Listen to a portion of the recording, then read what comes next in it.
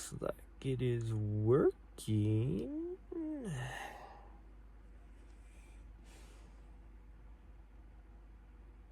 There we go. She's obviously not excited to go. Neither one of us are excited to go today, but I gotta log some miles. I'm thinking, we'll see how we're feeling, but might just do like 8 or 9 miles today. It's chilly. Like, she's in her blanket, and I don't know if you can tell, but she's actually shivering a little bit. It is cold. And it's only that wind. If you're in the sun, it's actually not too bad. It says it's 38. It only got down to 26 last night. Hi, sweet girl. But it's definitely not... Oh, you're stretching? Getting ready to go? Huh? You know, it's about time to go. Yeah. Oh, there we go. We're standing up. Oh. Alrighty. Showing your butt off at the stream. Jeez. Well, I guess that's my sign to get dressed and get going. She just looked back at me like, are you coming there, you weirdo? Let's go.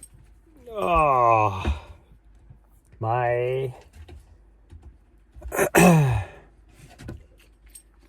2 reasons I'm not doing a long run today. And it is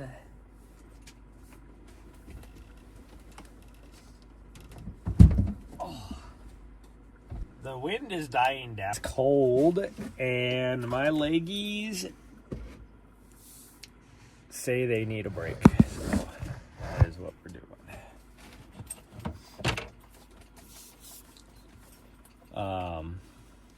Total volume wise, as long as I do, like, you know, if I did like 8 or 9 this morning and then we did another 4 this afternoon, we're still gonna get our miles. But I don't know.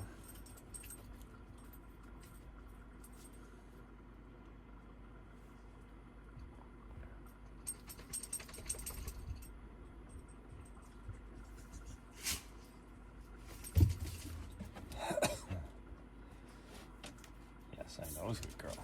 My doggo is just having fun. There we go.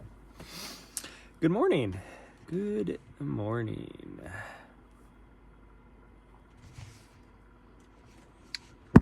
She was obviously not ready to go a little bit ago because it's chilly. Oh, your face is cold even. And I wasn't ready to go because it is chilly out there. It is so freaking cold. Thermometer says it's 38, but I think that lies.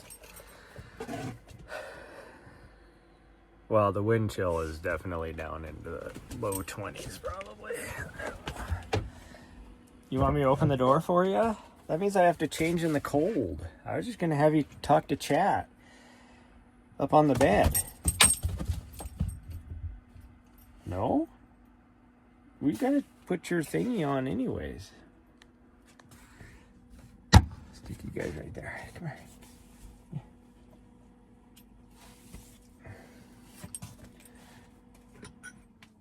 Oh, but yeah, my leggies say no to a long run. Getting out is the hardest part. Yeah, it is. Especially when it's cold. Like, if it's not too warm out or too cold out, then it's not bad. But I'll let you outside, but I'm shutting the door. Yeah. You gonna talk to chat for me? I'm putting my tights on.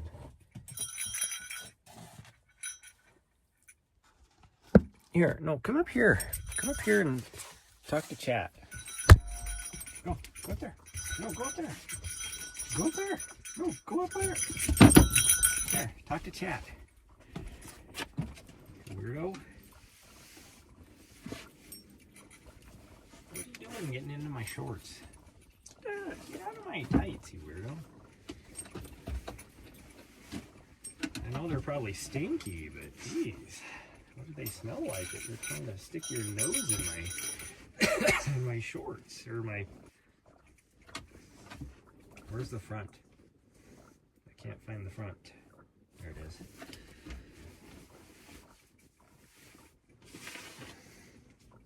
Oh, we need some socks too. Yeah, we need some socks. What's smelling on here that you, like, what are you gonna do? I don't get it.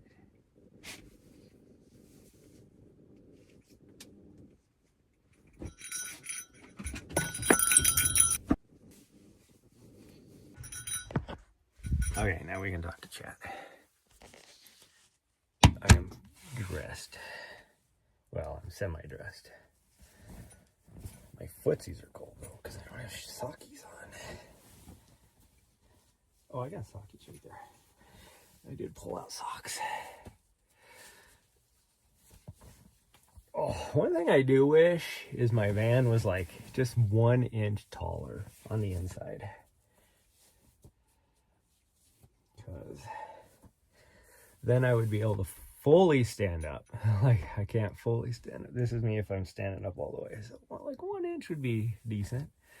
Like, I can stand up in my vent right here. But, well, here, I'll open the door for you. There you go.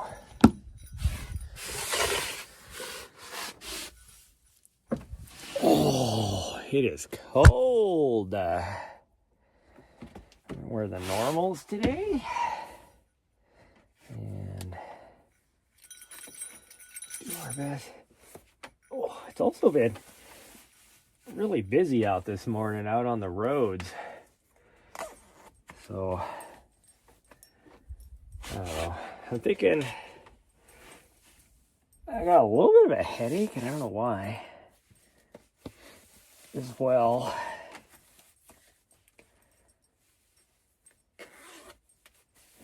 And it feels like sinuses for my headache. My left sinus is a little bit kind of congested, but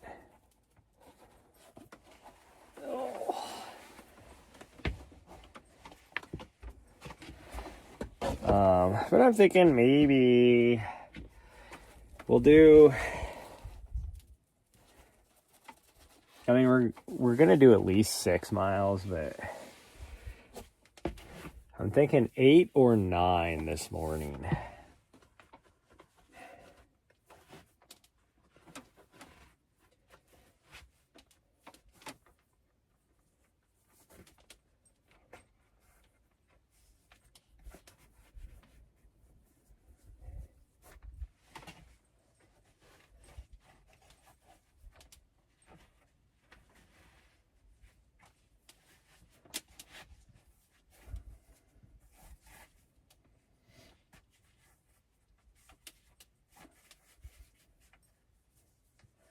Funny thing is I packed up my vest for a long run, so it is heavy right now, but it's okay.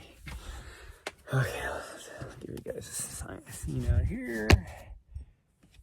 All right, where are you going?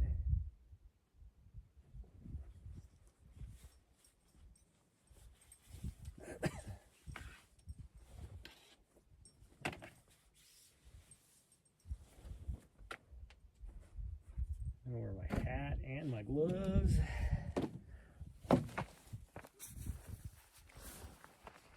I think I'll be good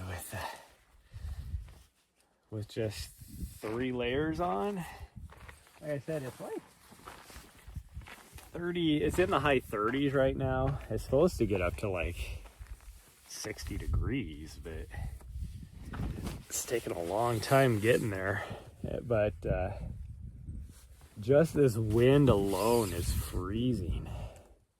It is so cold. It was actually warmer like 2 hours ago, feels like. But that's okay. We'll just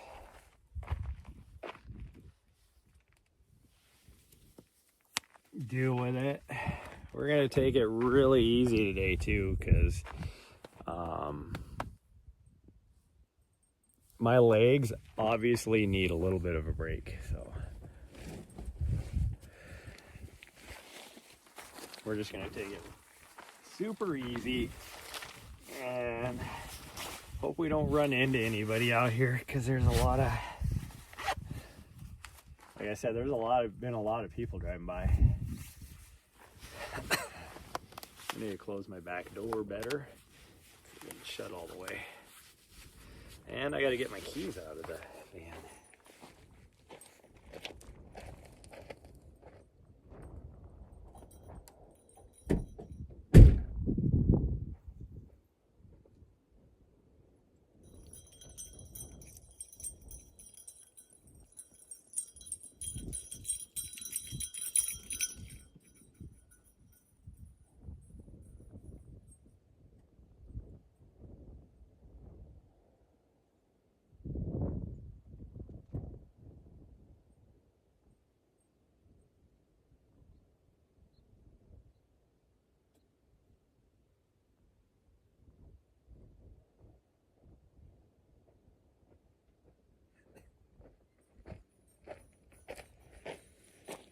I need my gimbal.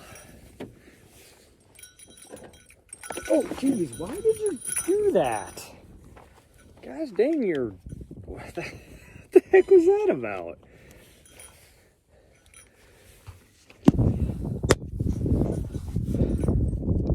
Like, I didn't even jump up into the van. I just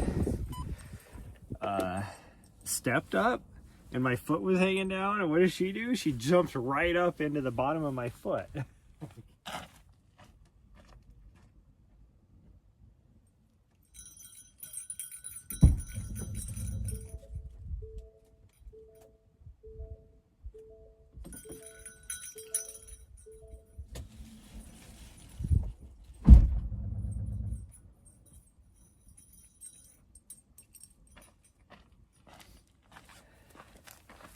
And she wasn't even trying to like jump up into the van or anything. Like, she was following me up in the van. It was just a total like, because my foot that she jumped in, there's nowhere she could have gone. It was off to the right. Like, it's not like, if my foot wasn't there and she wanted to jump up, she's just gonna run into the wall right here. Weirdo. Oh, I need my sunglasses because not already pooping on stream. Maybe you were off camera.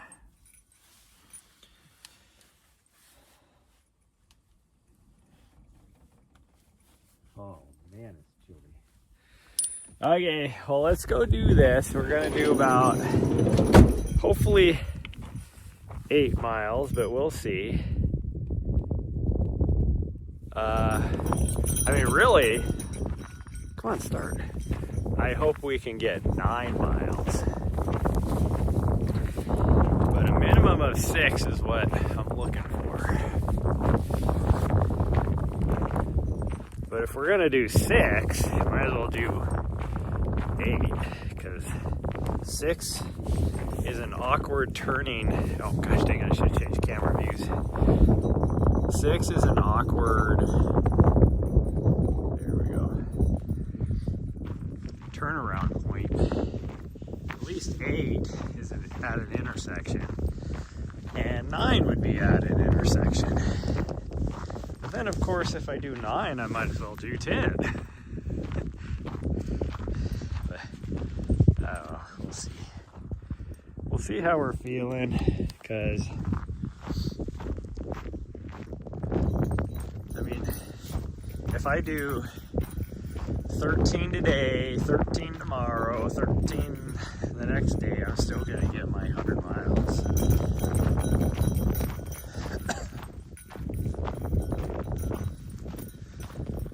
Or so. I mean, I don't have to do a long run to get my volume, is what I'm saying. The long run is actually more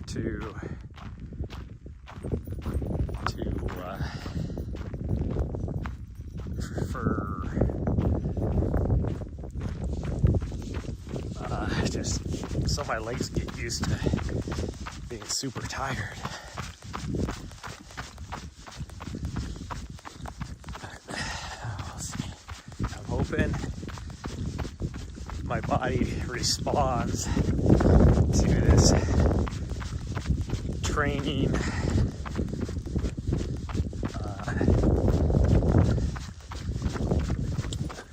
Can't even think of the word I'm trying to think of. Stimulus, there we go. This training stimulus. But I won't know that for another 2 weeks. So.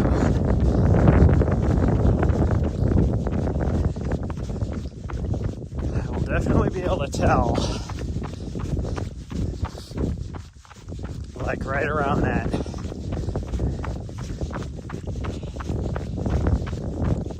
Seven to 10 days out from my race. I should have grabbed my heavier gloves.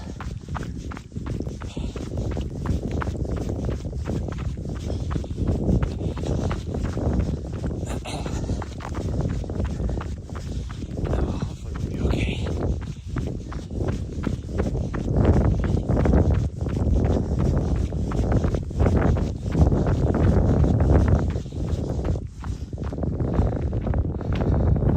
Oh geez, she's way the heck. She went off the road back here.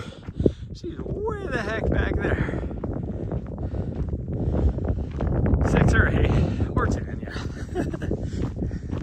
Well, 6 is my minimum.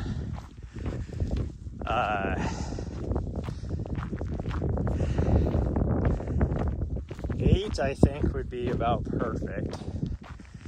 Just because of how my legs feel. But I know me, and I'll be like, well, I made it this far, might as well just go like an extra little half a mile.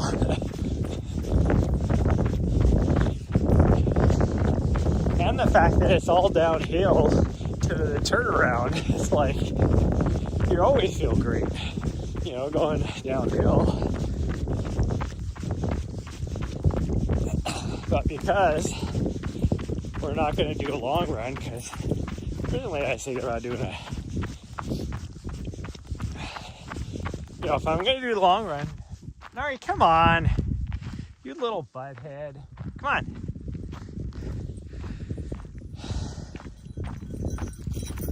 You are such a sicko. She found a freaking, I don't know, it looked like a dog turd, but I don't think it was a coyote. And it wasn't hers. She was like, oh, this is tasty. 6 gets the blood flowing, yeah.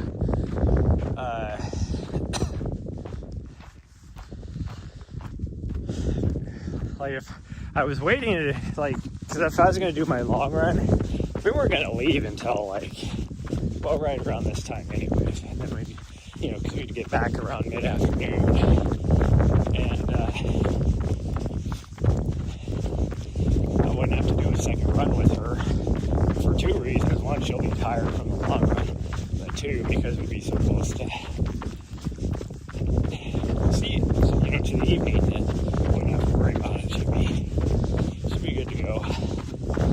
But today, we're definitely gonna have to do something. So tonight, so we'll just break it up into 2 runs and be fine.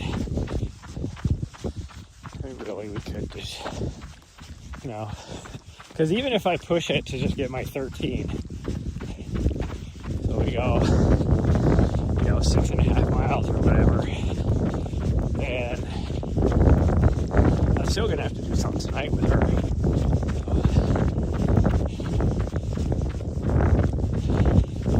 That's not, if I push it to 13, that's not gonna give my legs any sort of recovery. But if I do like say 8 miles this morning, 9, and then just do a little 4-miler tonight,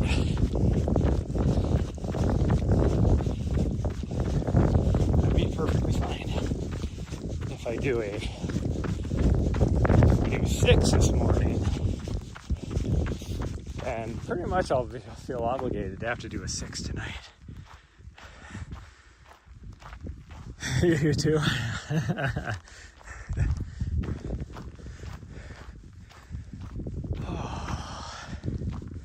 If you're outside of that wind, like right now, I don't feel the wind at all. I'm freaking hot.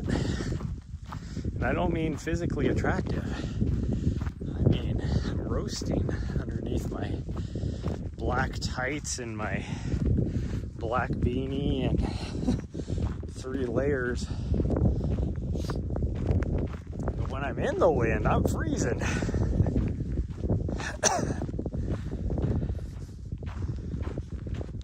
Oh, I really need to spend some time doing some stretching too.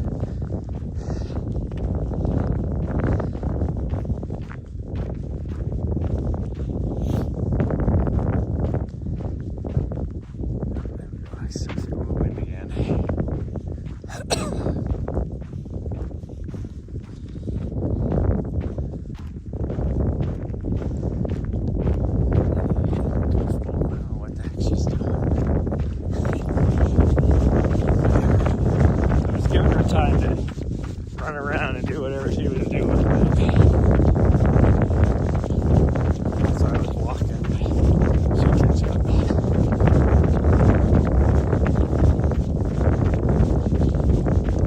Oh, you know what she's doing? She's quite sassy. So sassy. Yeah, see, I told you she'd catch up.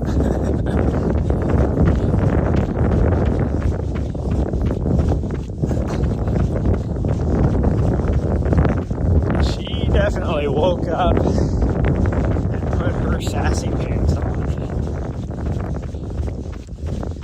which is the whole reason why I even had the back door open, because as cold as it was, I was like, I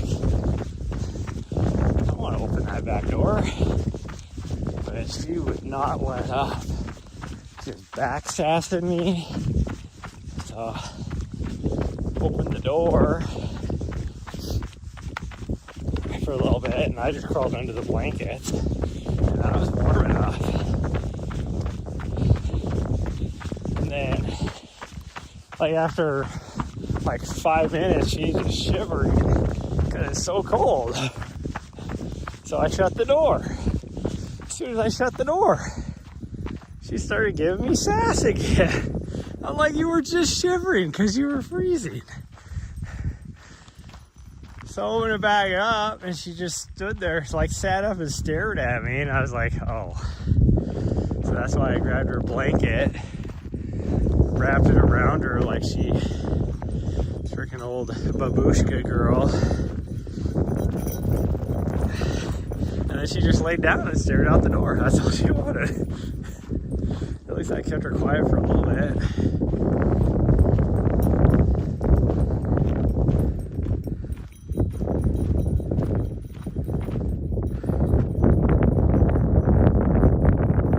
This is key. No, it's not. Well, it probably is. Well, I wouldn't even say it is. If you're not attractive, then it don't matter how confident you are.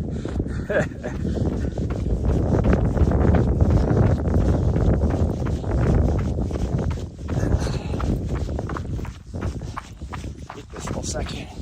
It's like rocky. You have to weave back and forth in between the skeets. Hey, come on. Stay away from that. Show you.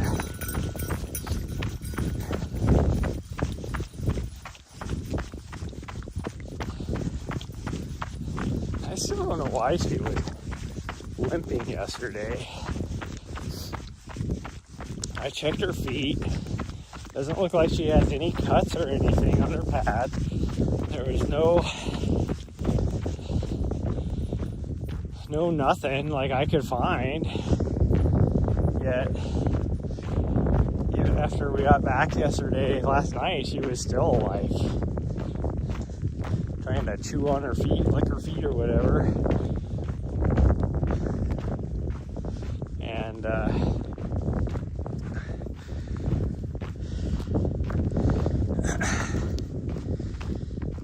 she was still limping around whenever she was on like rocks. So I was like, well, maybe she just, you know, had a sore foot from running on the rocks, because she hates the rocks, even though that's what she's over on right now.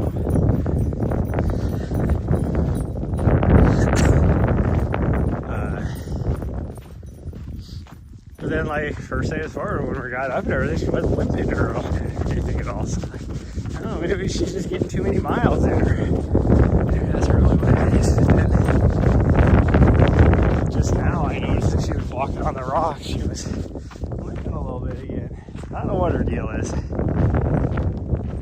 I'm guessing she probably, like, when she was having her little Zoomy sessions, she probably just, like, tweaked her paw or something a little bit, or I don't know. Who knows with this one.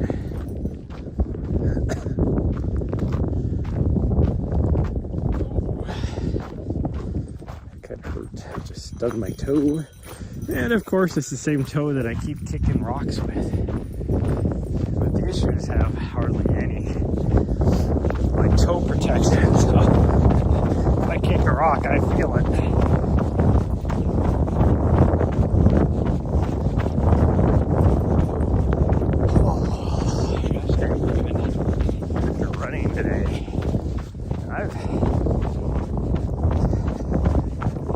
Breakfast already today. I had the first one when we first woke up, and then I had another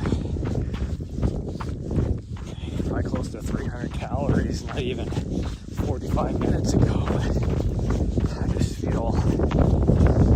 feel drained, and I ate a big dinner last night in anticipation of doing a walk run today.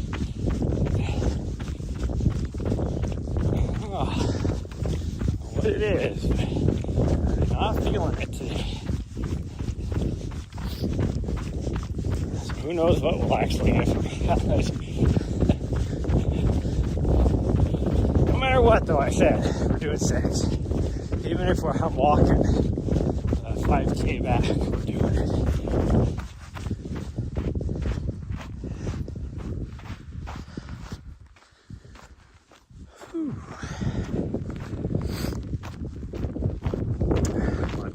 Last night, Jamil's latest YouTube video, and he was dethroned as local legend. So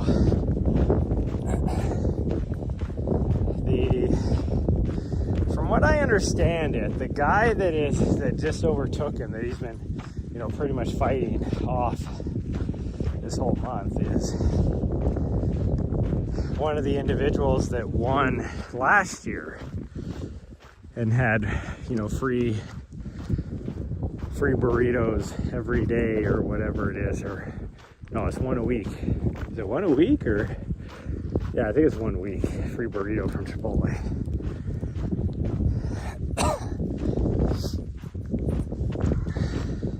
Or what ends up being 52 free burritos.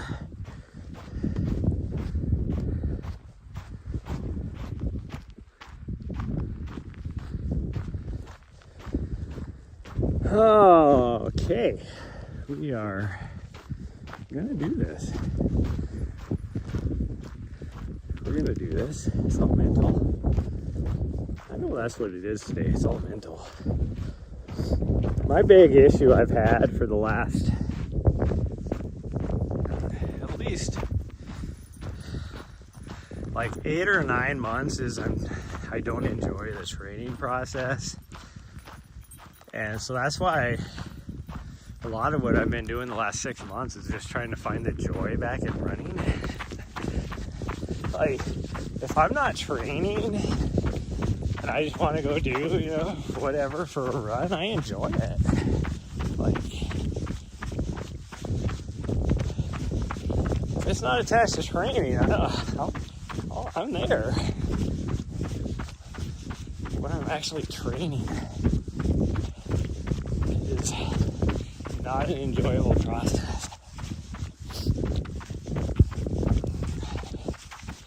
But the problem is in order to meet my goals, you have to train. And I do have goals that I want to achieve.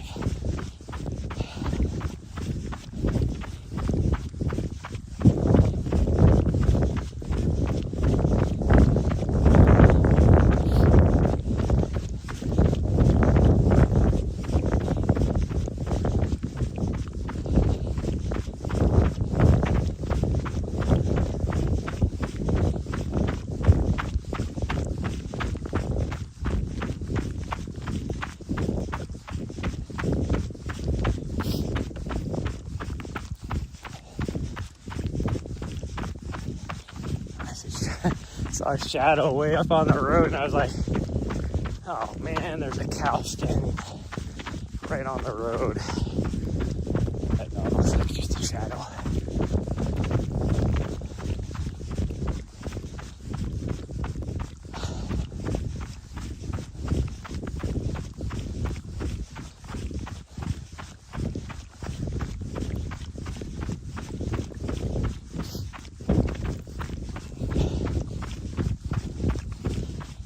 Doesn't look like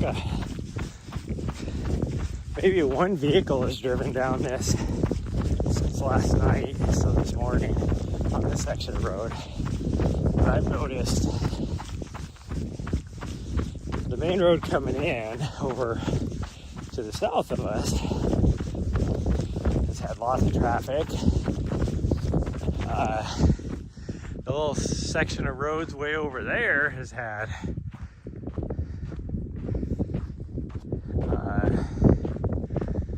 lots of traffic on it, and I can hear people shooting and stuff.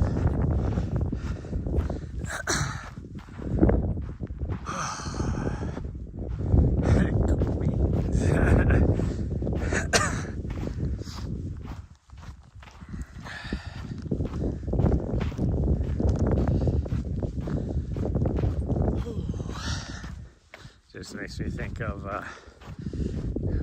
what's the movie with Ben Stiller? Something about Mary. How'd you get the beans above the Frank?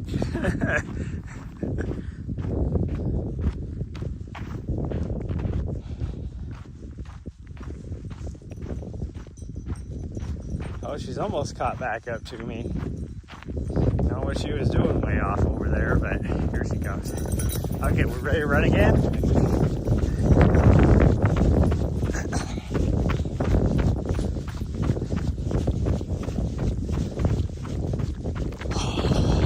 Sounds really super tasty is pizza. Man, pizza sounds so good.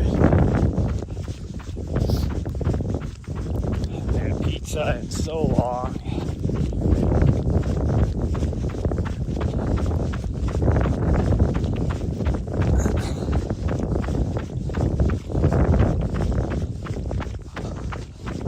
Maybe what I'll have to do when we leave here is see if there's once I figure out where we're gonna go, see if there's a pizza joint either in Stafford or in Wilcox.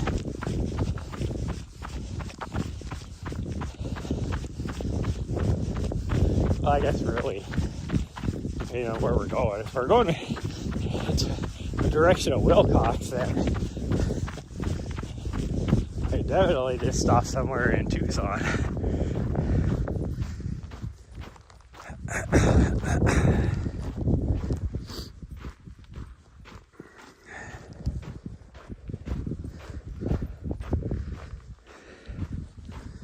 Don't ask me why I was thinking. Okay, I'm gonna explain how my brain works. So I saw the comment about cool beans. That made me think of the movie. How'd you get the beans above the Franks? And then I was like, oh, like hot dog and baked beans actually sounds kind of good. And then I went to, you know what really sounds good is pizza. So that's how I got there. And you know me, I am constantly thinking about food while I'm out on my runs. Gosh dang, is a jet stream going overhead right now? Because Look at all the contrails all over. And even like, there's another one back there you can't see. Like, there's just tons of them. There's one up there, another plane. There's one way over there. Huh. The jet stream must be going overhead right here right now. I've never seen that many. Hi. Yeah, I'm coming. I'm just taking my sweet ass time because this is not a day to push it. Unless I was with a very attractive girl, then I might push it. But I'm not talking about running either.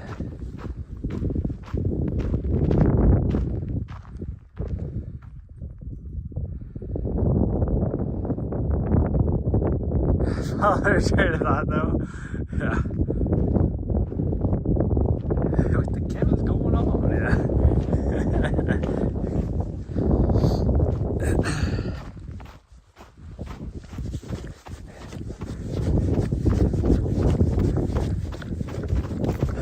Oh.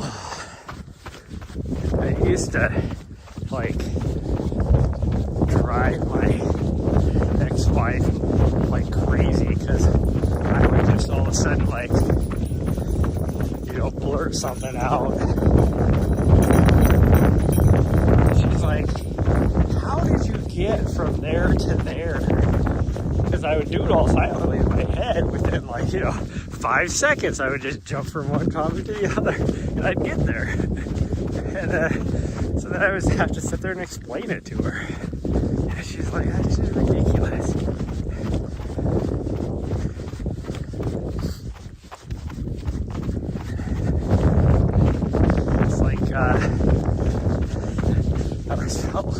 Sometimes I feel like Billy Bob Thornton in the movie Bandits, where it's just random and he's like sleeping on the couch or whatever, and then he just wakes up and blurts out beavers and ducks. That's what I feel like sometimes. Just yelling out beavers and ducks. It's so clear otherwise.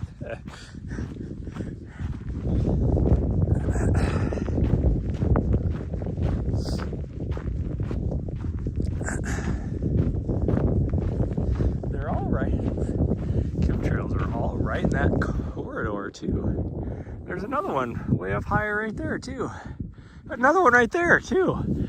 Holy cow. Because the ones we were talking about earlier are right there and right there. There's two more right there. And a third one right there coming. Wow, it must be freaking, it's gotta be the jet stream right directly above us right there in that little tiny corridor. That's crazy. Okay, I lost my dog up here. She gave up on me. Let's go see if we can find her.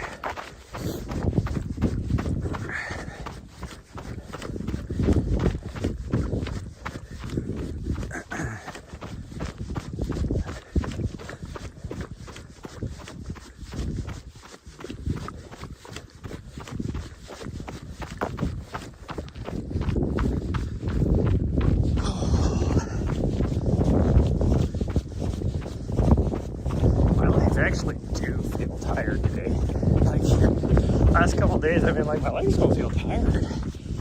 My legs actually do feel tired today. I feel like I'm wearing freaking 10-pound ankle weights.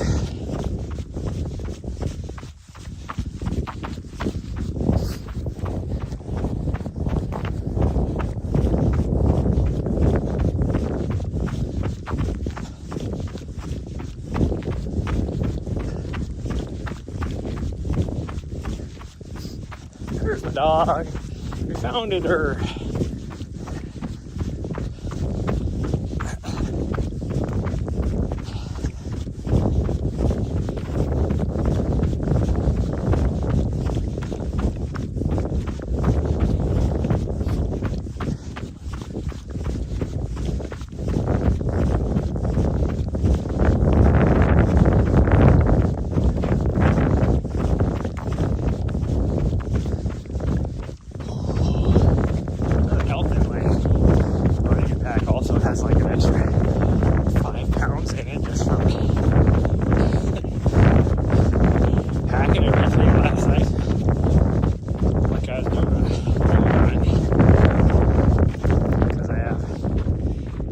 batteries, lots of extra snacks, an extra flask.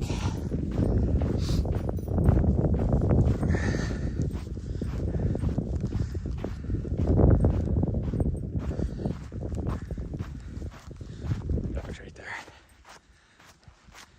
Going underneath the cholla. Doing what she does. Here she comes.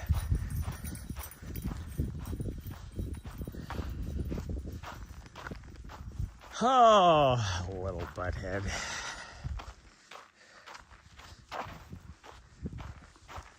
It's kind of funny, like, Vizslas can be some of the sweetest dogs in the world.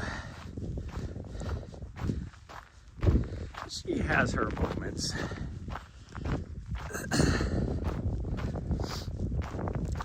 But this one, most of the time, like Nessa, of course, it took her a couple of years also to get that way, but Nessa was like one of the sweetest doggos in the world. Like, she was always wanting to just, like, not just cuddle, but then when she did cuddle, you know, she'd be like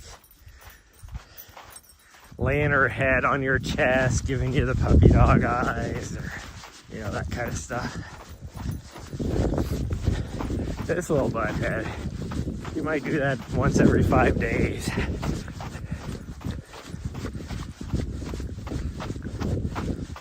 She just gives me back sats, that's all she does.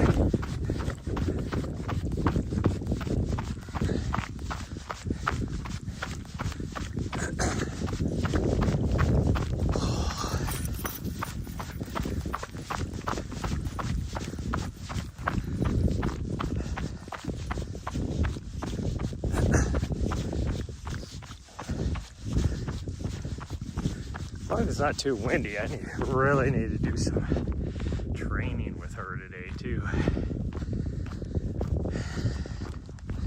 Once she's wore out a little bit, probably. I gotta work on her whole jumping up thing again. And so I've been watching a lot of, what's his name, Zach George or whatever his name is, on how to break your dogs of that. And I watched a video yet of he had like a Malinois.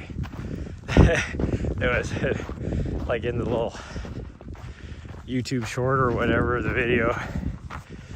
I was like, oh, that's my dog. But she used to be really good. And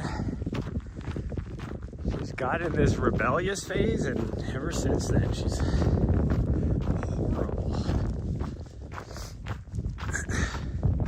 She's down over there looking at me to make sure I'm still coming. It sounds windy. Yeah, it's not actually right here. It's not too bad. I'm actually thinking about taking my hat off because it's getting really warm. It's like the lower we came down here, the better it got. It's still probably 5 to 10 mile an hour here. Actually, I'm gonna take my hat off.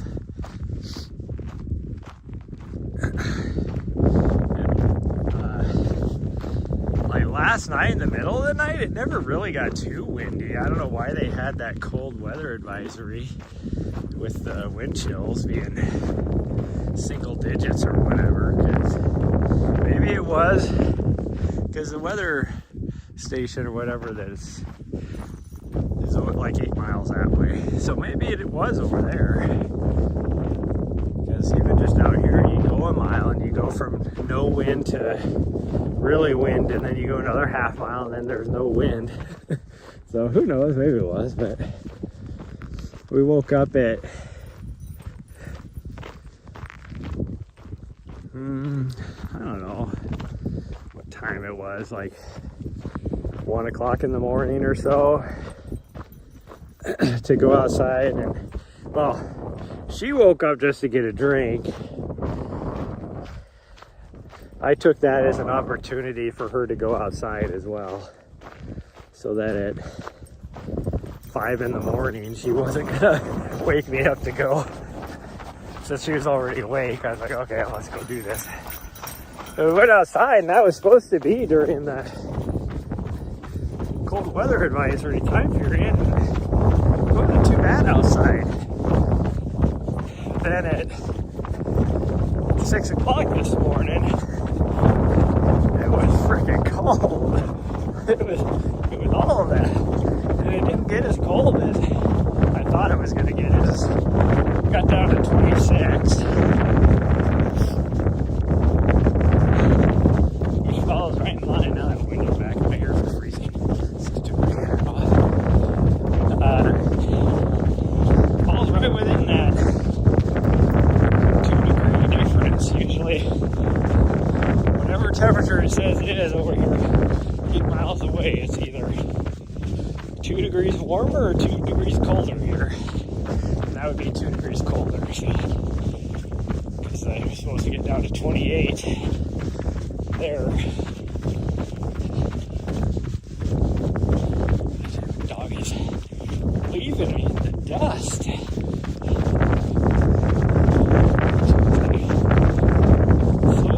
So long, slowpoke.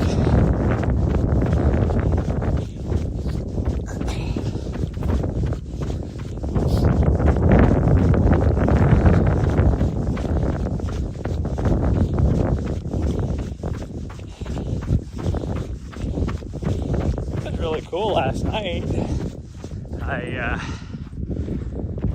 I can't see my totals this morning to see if I gained a couple more, but before my run last night, I was something gotta do a dog to train, so I'll look into that. Thanks. Yeah, there's some. Zach George has like some really cool videos on how to train a dog for just different things, even when you're just starting out with a new puppy. Like he had like a concorso, is that what you call him, or something like that, puppy that he was training a while ago. But anyways, I was watching before we went on the run yesterday. I was watching All Day NYC. I love watching his stuff just as he goes around New York City. And I was just passively watching it and everything. And then all of a sudden they started talking about like running and like, and he made a comment like, is there anybody like that does like that's a running streamer? And so I like quickly grabbed my phone, because I just watched it on TV. So I quickly grabbed my phone and got in the chat, and I was like, just made a comment. I was like, well, I'm a running streamer and I know a couple others as well. And he was like, really? It's like, how do you do that? So I told him, I go, I got a couple different setups, and primarily most of the time just run with the gimbal in my hand. For however long, up to like the most I've done is a 6-hour stream running. And he's like, gosh dang, I'm gonna have to look you up when I'm done tonight. He took a screenshot of it, so, and then he gave me a shout out, or his mod gave me a shout out, or somebody in his stream, and then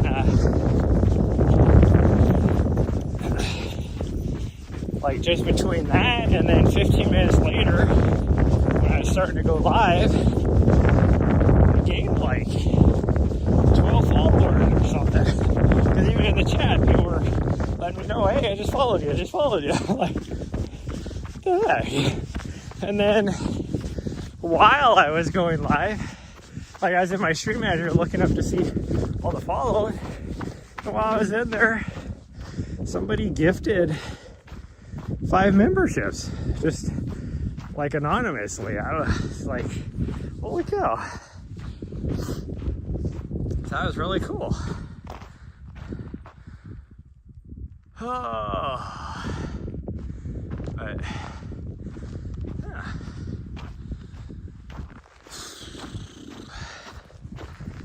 I mean, that dude has like, he just recently moved over to Twitch because of the whole TikTok ban thing, because that's where I used to watch him, was on TikTok all the time. And him and like my two people I used to watch on TikTok, because I will like, you know, doom scroll way longer than I should, but for the most part, like especially Sunday mornings was my favorite. I would watch this guy that would be cooking breakfast, and then I would watch, so I'd watch him like in the morning, Sunday morning, and then later on in the day I'd watch All Day NYC, and then transition from him to this guy that would do hot dogs in New Jersey. Like, so it was cool. I love watching that kind of stuff. But because of the TikTok ban, I noticed the other day, like just a week ago, he popped up on my FYP on Twitch, or suggested, I guess you call it, on Twitch. And I was like, oh hey, this dude's on Twitch now. So I followed him immediately, you know. So that's why I was watching him yesterday, because it also was on. I love watching Pizza Princess too. Again, it goes along the restaurant thing. I just love watching how restaurants work and cooking and whatever. And so I used to watch her all the time. But now she's getting away from the cooking pizza content. Like, it's more about her instead of the pizza place, which I get. I mean, it's called, the channel is about her. It wasn't about Candace Pizza, but the reason why I watch it is because of the pizza. So whenever she wouldn't be doing pizza content, I would never watch her. But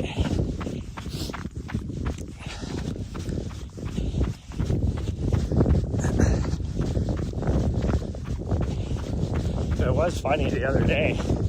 She was talking about the Pizza Princess. She was going off on about how, like, the other day she did a 10-hour stream and she only gained like 60 followers or something, which for her, especially on a 10-hour stream, is very unusual. You're talking like, you know, close to 1,000 new followers usually. And then her viewership was down. She didn't get some new subs, all this kind of stuff. And like how she's, you know, trying to do all this content to grow as a channel and all this, and someone put in the chat, like, you know, that they just go there to, they were there for the pizza content, you know,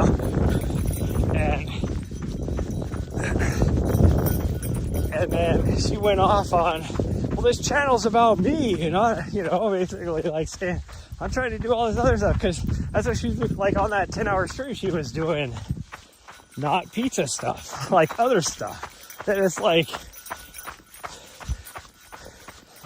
go back to what grew your channel, you fool. Like, you want to make it all about you. You want to be a Tycenac, but it ain't gonna happen. Like,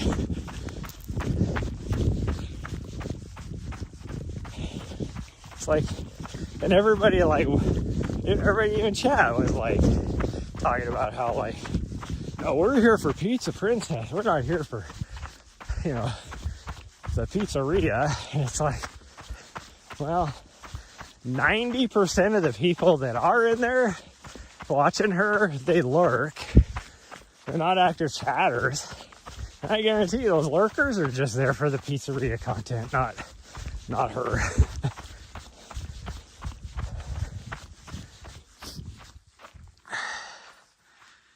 Oh. Okay, we just hit the 3 mile mark, so we're gonna get our 6.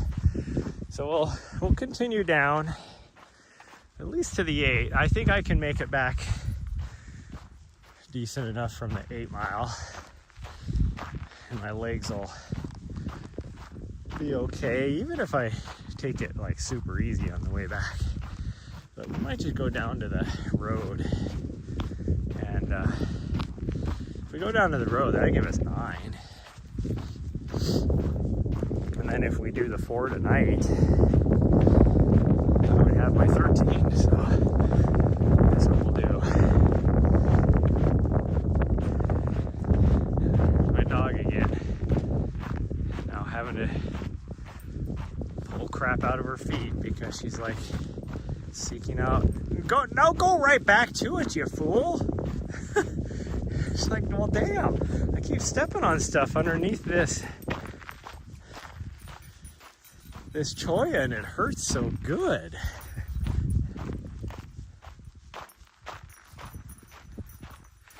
Come on, baby, make it hurt so good. Sometimes love don't feel like it should, so make it hurt so good. That song is about my dog and her relationship with chollas.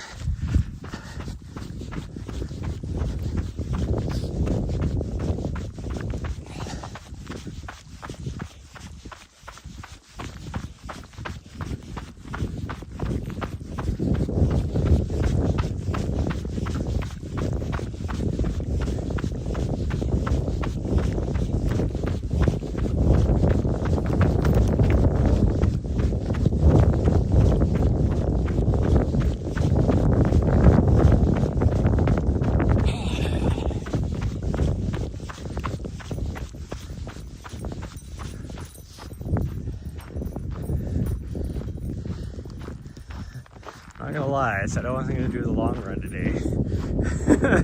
But now I'm like, you know, we can just go down to the road here, turn right, and easily go like to at least 8 miles where we're not gonna be like getting anywhere where there's gonna be a lot of people. And then we can come back to here and then maybe do the route we did yesterday, which will get us another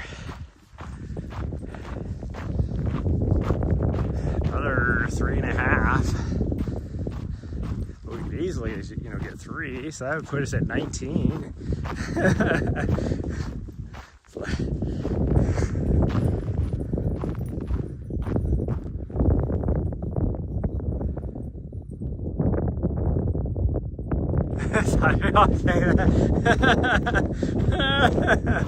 I guess that makes sense. That's kind of the same humor of when I used to teach CPR, and you know, they always, when you're teaching doing the compressions, a lot of people use the song Staying Alive because it has the right tempo and everything for it. You know what else has the right tempo for it? Another One Bites the Dust. And that's the song I used to use when I was teaching CPR.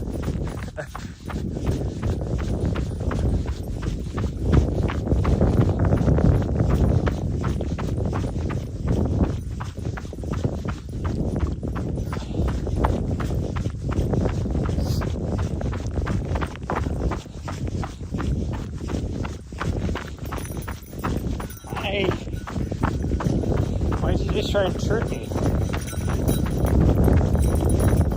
Going too fast, you don't have time to chew on the cholla. I'll slow down for you.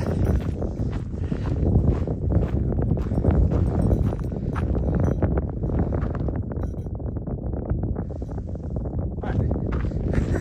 You just stopped, so I was like, what are we stopping for? And then she just looked up at me like, what'd you stop for? Like, you stopped first. Why are you hanging out by my heels? this is the same thing you did yesterday. And so I was like, oh, do you need a drink? And I poured her some water, and then she was like, nah, I don't want that. And then both of us died of dehydration. That's probably why.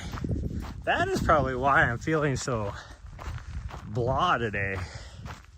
It's because I was so freaking dehydrated yesterday. I mean, I felt good last night. By the time we went to do our, well, I was still dehydrated. I just felt good. So that's probably what it is. I probably just didn't hydrate myself properly. As I say that, I'm like, have not even taken a sip of water since we started this thing.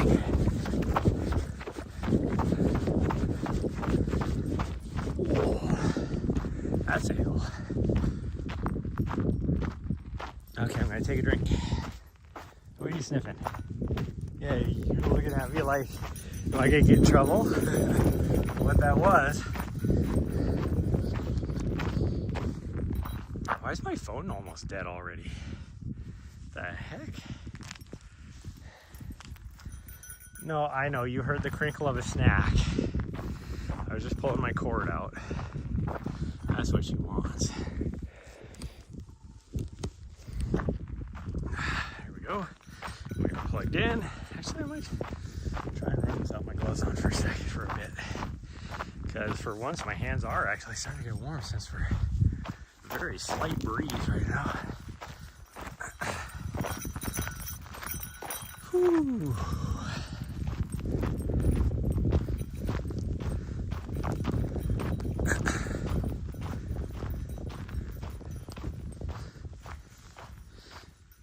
I mean, I do have snacks, but they're not necessarily for doggies. I don't have my applesauce, whatever, go squeeze things. I have old expired spring energies. Which, two of them with the ingredients in there should be fine. Because I used to share them with her all the time when she was younger too.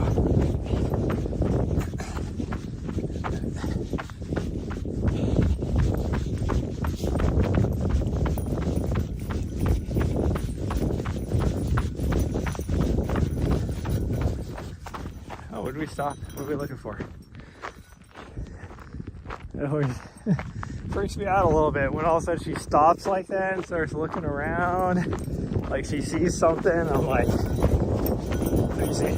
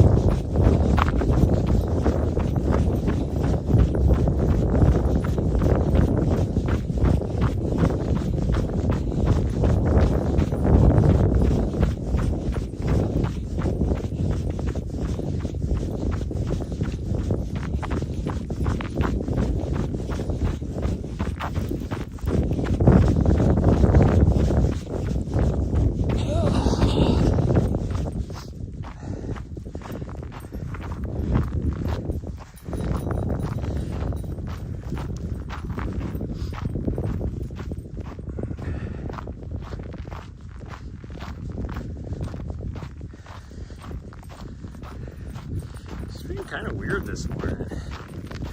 Like, she, even though she's like wandered off a little bit looking at things, she's pretty much like just staying with me as he keeps looking back at me.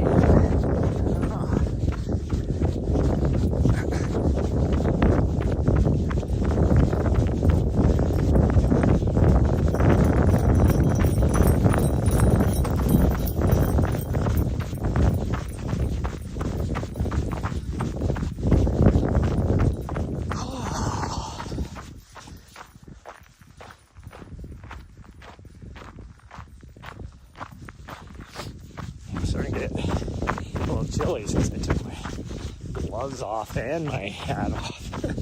Every now and then I catch a bit of that wind and it sends a chill through me.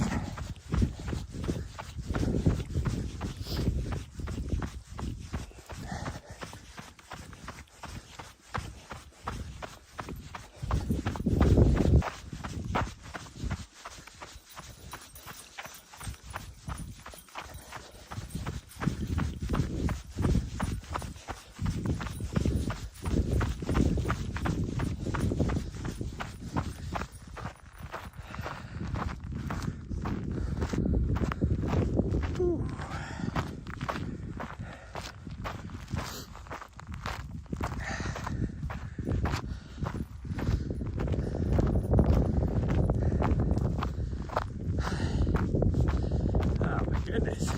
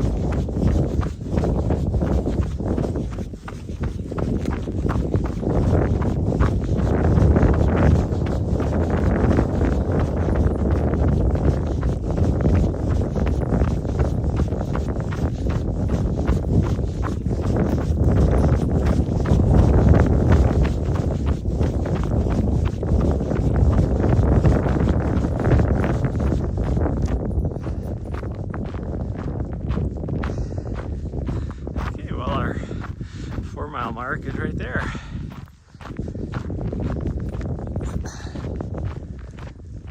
think we are going to do 9 though. I think that's what... There is that part of me that's like, you know, you could just suffer through a long run, but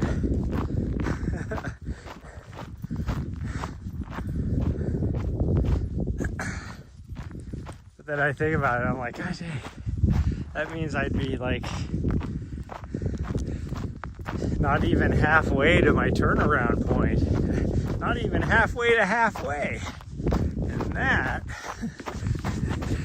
sounds horrendous with no more route I feel just going this far. But I mean, oh, there's the 4-miler. But I definitely could suffer my way through a good 20-miler.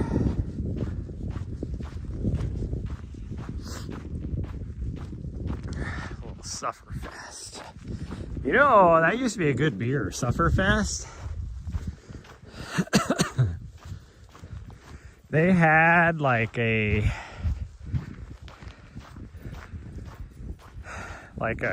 coffee stout or a chocolate stout or however you want to say it.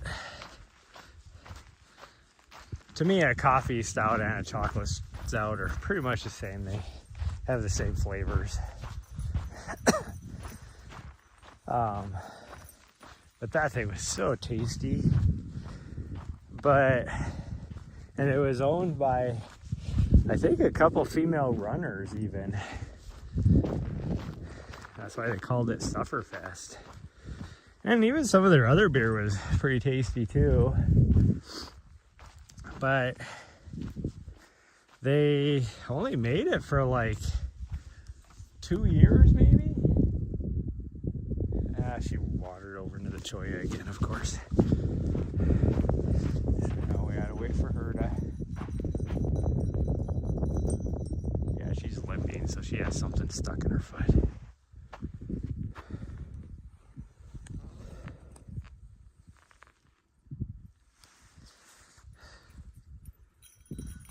Okay, come here. Come here, I'll get her paw.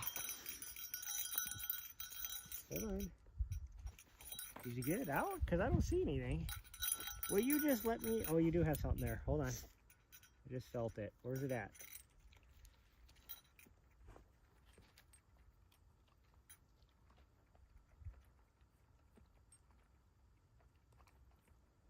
I don't see anything, though. I don't know. I don't know what you got going on. All I know is my fingers are all muddy now because she was licking her feet and then stepping on the dirt and licking her feet and stepping on the dirt. Okay, I gotta pull you guys back in now again.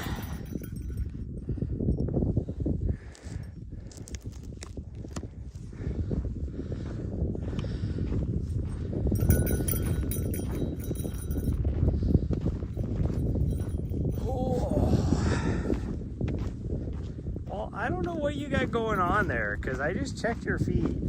I think she just, like, she steps on something and then she just feels it. Even though there's nothing in there, she just feels it for a while.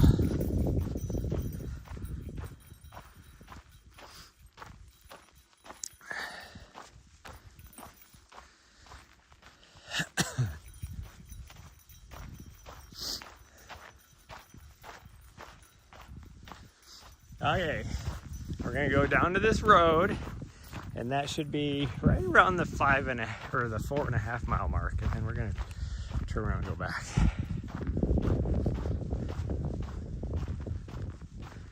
Cause I am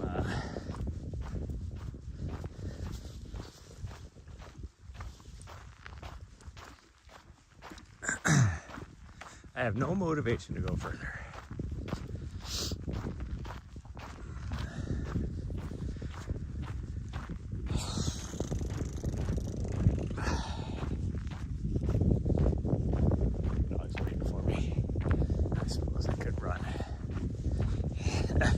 I could run. I don't feel like running though.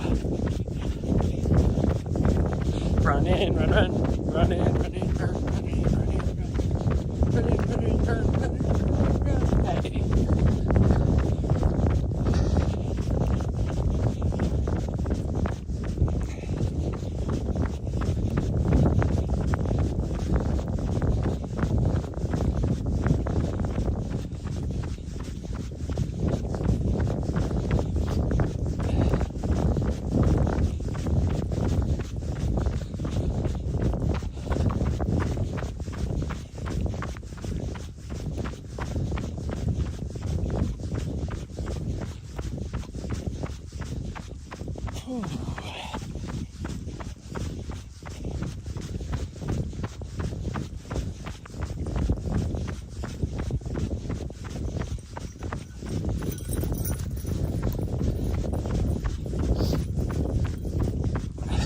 What did you step on now?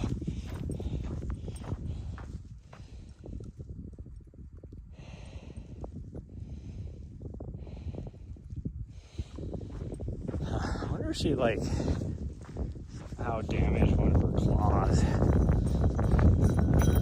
That might be what the whole thing is. I looked at them yesterday and I didn't see anything wrong with her claws, but you never know.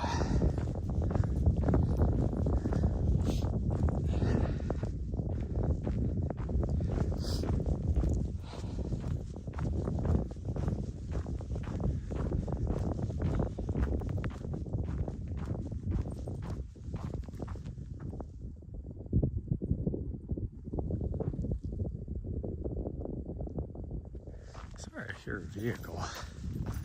There could very well be over at the corral with the windmill over there. Oh, she's eating sticks.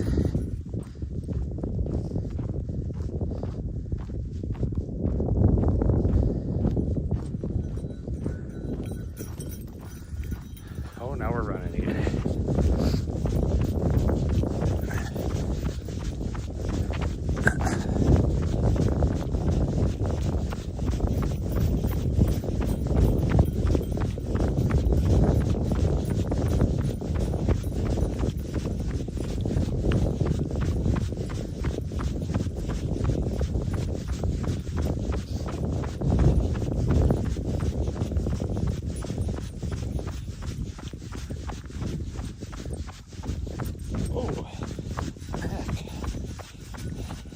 She like waited for me to get one step away from her, and then she like jumped out in front of me.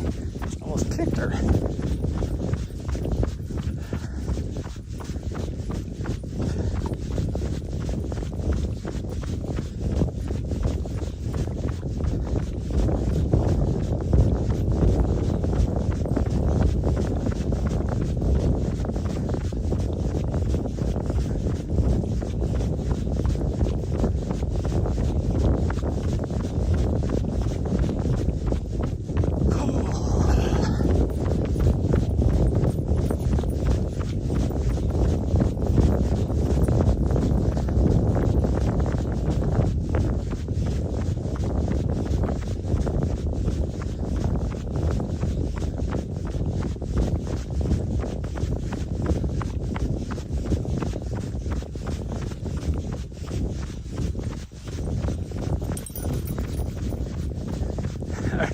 The phone mic picks up the sound of her coming up behind you as she goes by. It is hilarious.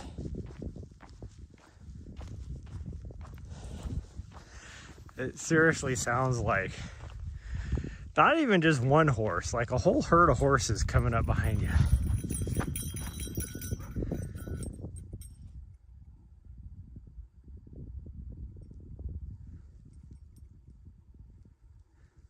Yeah, I definitely hear a vehicle. I don't know where it's at though, but we're gonna turn around now. I'm not gonna look back at my dog. I know what she's thinking. Yeah, because there's the sleeve grab. She wants to keep going. She stops and looks at me. That's what she does. She stops and looks at me. When we turn around and see, she's like still, she's trying to get my attention. And she like tries to grab a hold of your sleeve.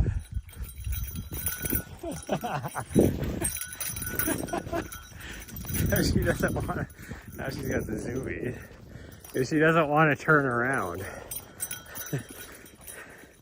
And she will like jump up and try and grab your sleeve and pull you the other direction. Like, no, we're going this way. See, here's one of these wires right here too. I wonder what these are for. It's like a, I don't know what it's for.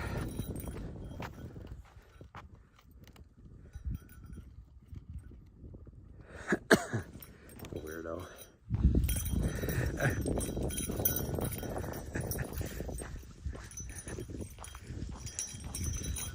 Oh geez, she just clipped me in the back of the leg with her stick. Good thing I had my pants on, or else I'd probably be scraped up by now.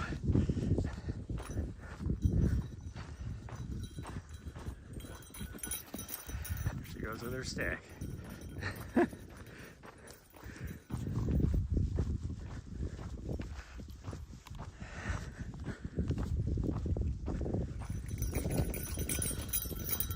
I mean, she hates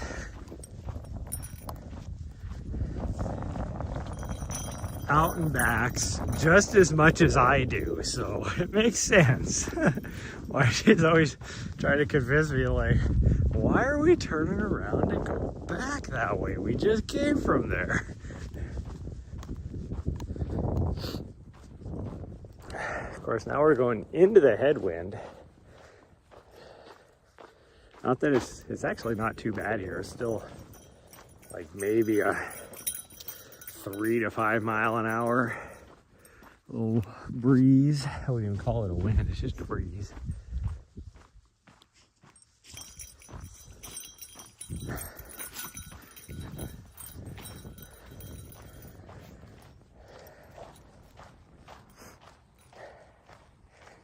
What are you doing, silly girl?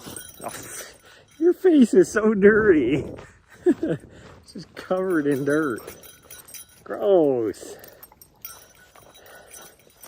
Just smeared mud all over my hand because I was making fun of her for having dirt all over her face.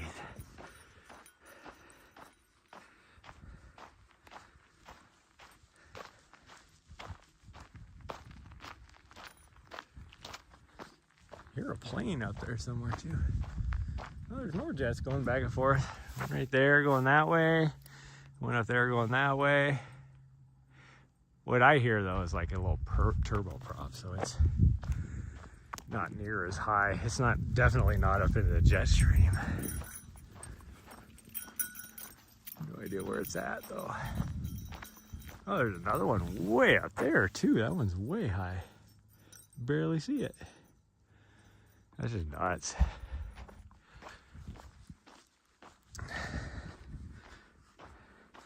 This reminds me of like one of my new favorite games that I love playing, even though it's like time consuming or whatever. Yeah, she's got the zoomies, and a little bit would be frustration since we're turning back too. But it reminds me of Space Trucker, the little highways when you're doing that. That game is so fun to play. It's like just a total chill game. But it's so time consuming because like just trying to knock out like one mission or whatever is like, you know, 40 minutes or whatever. And then I think they have updated the what do you call it, expendables or whatever you want to call it, because like you'd have to change out your filters in the truck and your batteries and all this type of stuff. And you would spend more time just trying to find batteries and filters and stuff like that than actually being able to play the game, all the rest of the game.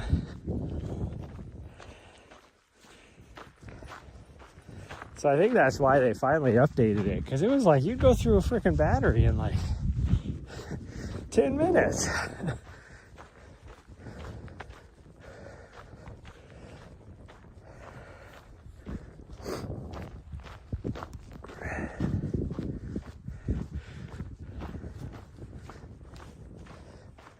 Like your fuel would last quite a while. I don't know why nothing else would.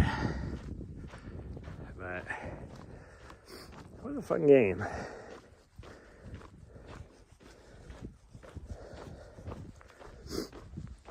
There's so many games I'd love to just be able to play right now, but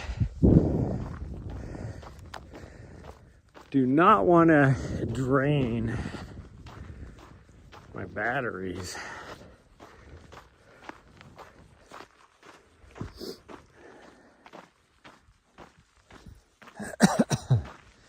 Like the new update they did to the early access for Manor Lords. I'd love to play that, but it's a city builder, so you're going to be there a long time. Like trying to play that game, or I'd love to play Project Zomboid. But again, that's one of those games that it takes a long time. Now, granted, you can just save whenever or whatever, you know, but still, it's like,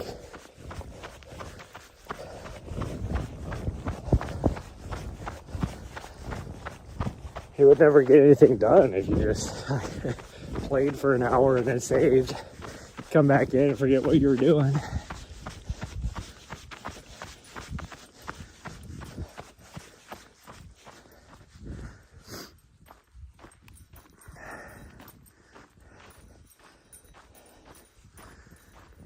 Okay, 4 miles left.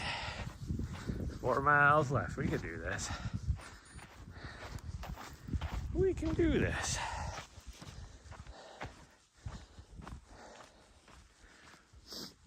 It's funny how as many times we've ran back and forth on here, it's like my footprints have like just marked all over this trail. So next person is out here or whatever. Will you get away from there? That's where you got your stuff the last time in your feet. Gosh dang you. They're gonna be like, gosh dang, there's a lot of people walking around out here. No, just one idiot running back and forth every day.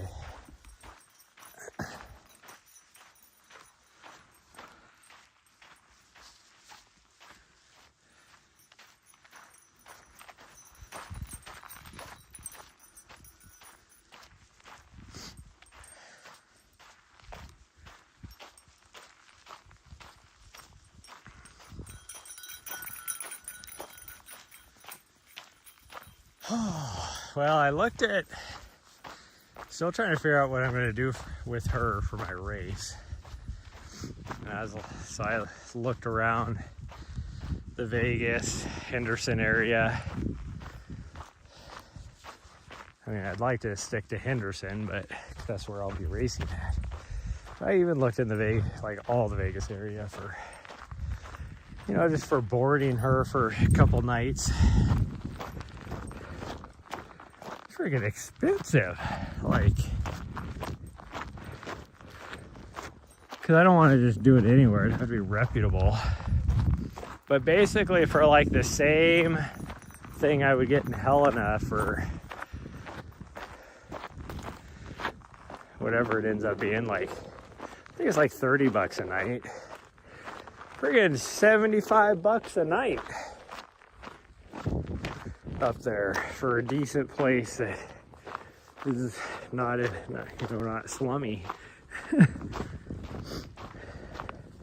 And that's just like basic. That doesn't even include like during the day she'd have to go to daycare and that kind of stuff. That's just like just the overnight boarding basic package.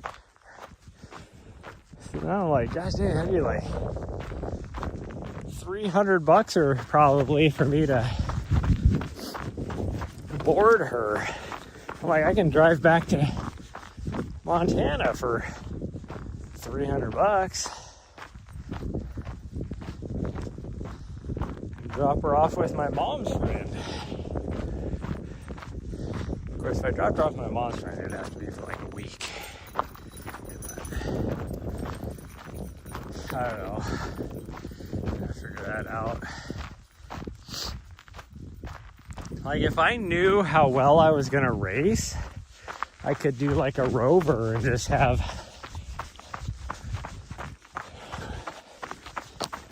somebody nearby. Because there's, like, on rover.com, there's lots of like dog walkers and sitters and stuff in that area. Because there's like a huge residential area around that park where I'm going to be racing. And it's like, if I could just find somebody to come over to the park and,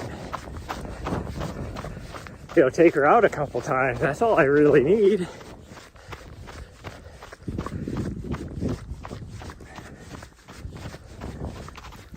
Because as long as my race goes well, I'll be done by,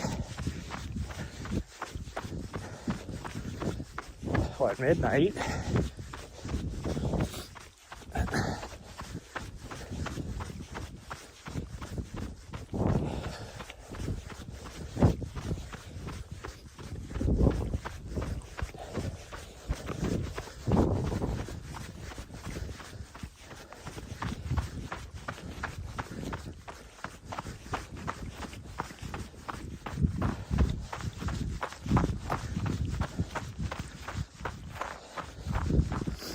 Best case scenario would be if the producer's significant other is going to be there. I could probably get her to, she likes Nari, I could probably get her to keep an eye on her. I mean, I'd even be willing to pay. I'm not trying to, look for freebies or anything. That's why I was hoping somebody was going to be able to crew me for the race. Then I wouldn't have to worry about it. I'd be like, okay, part of your crewing duties is to let my dog out every now and then. Like for most of the day, you could put Nari on the, just leave the side door open on the van, because I can park like right in front of my cruise station and just leave the side door open, put her on a long leash, and she can jump in and out of the van all she wants. She can hang outside, do whatever. I mean, you would have to still take her for a walk or whatever for her to go to the bathroom, but it's all pavement right there, which she wouldn't care. She'll pee on asphalt, pee and poop.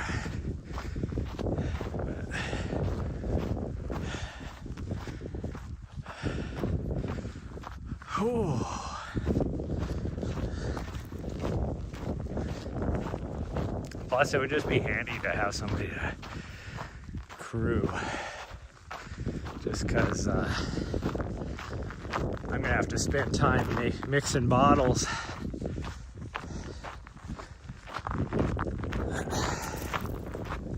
Last year when I did this race, I bought like 6 extra bottles, I want to say, and had them just all had stuff pre-mixed and pre-filled and everything, and that worked out fine. But most of them bottles, because it was all pre-mixed, I never got them like super clean afterwards, and it is my own fault, but they got really moldy, so I had to like throw like 4 of them away. So I only have like 2 extra water bottles now. And I can't afford to buy any more because they're expensive. But what I'm thinking I might do is maybe go to the dollar store and buy like some of those like cheap, like old school, like Gatorade squirt bottle type stuff too.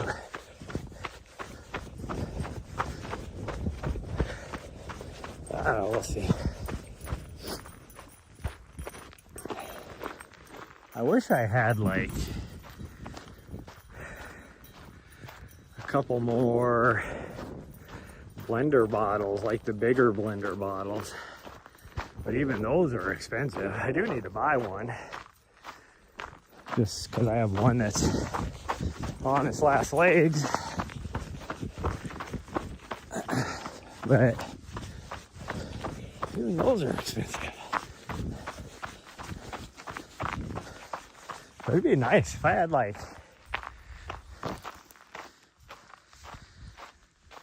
3 more of those, because I have 3. 3 more would be handy.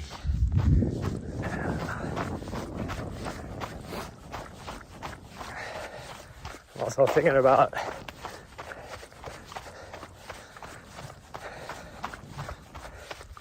what I should do is go to the truck stop and buy, because truck stop has the best bottles, but buy some of those gallon jugs of water and then pre-mix like a couple gallons of stuff, and then at least all I have to do is pour it into my flasks instead of having to like spend time to mix, because I'm gonna have to be filling it up with water anyway, so might as well fill it up with pre-made liquid calories. But we'll see. I'll figure something out.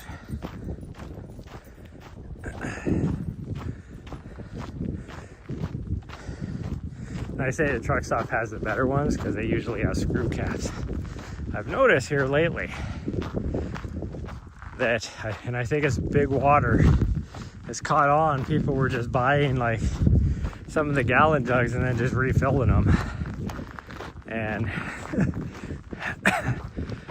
they caught on, so now, or at least the grocery stores in Montana, they had the little pop top things on, which, I mean, you can still refill, but they're not as secure and as a screw top. And that way you're forced to buy more instead of just buying one and refilling it continually. I used to have like, what, 9 of those? Because that's how I used to do most of my water. I had one 7-gallon Bluey, which I would use for my that my pump screws into. And then I would just fill up the gallons because they're easier just to carry around or whatever.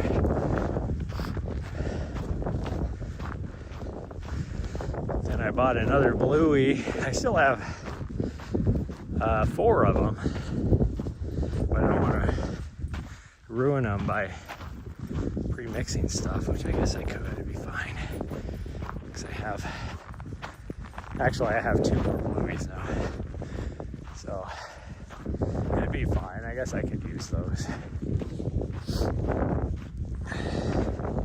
I like being able to have that extra 4 gallons though, the singles, because that's like my emergency water. If I run out of everything else, I at least know I have 4 more gallons left.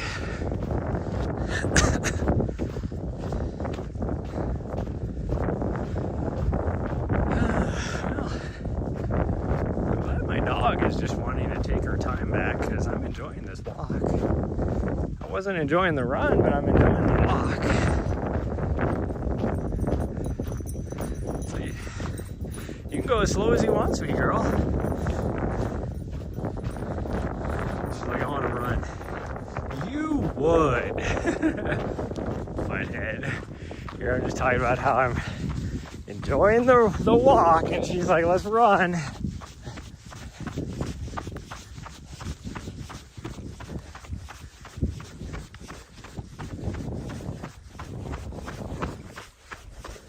Oh, that wind is cold. I'm gonna have to put my gloves back on.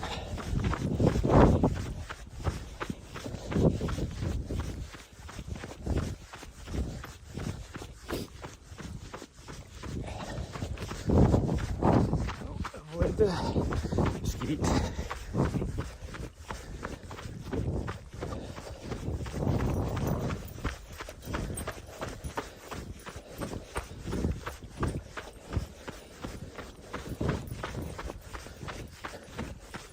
Of course you'd want to run in one of the steepest sections too.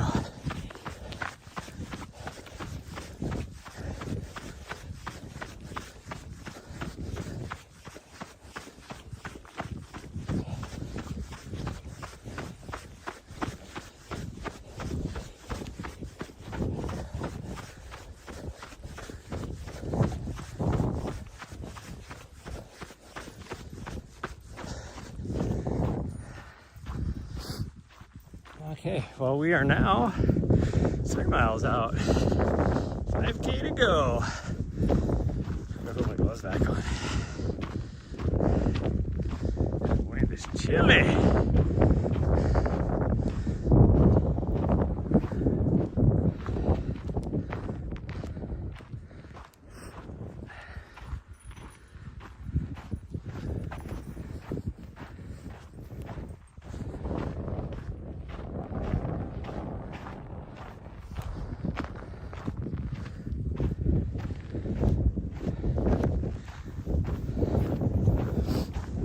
There we go. Gloves are back.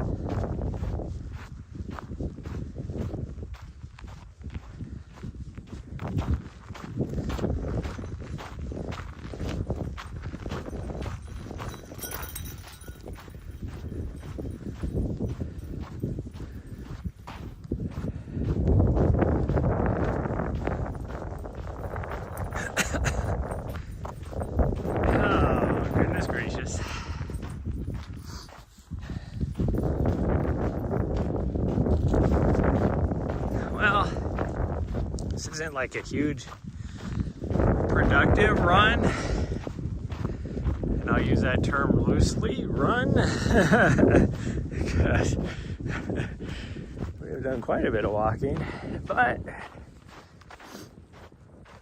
it is what my legs need at the moment, so we'll be fine with it.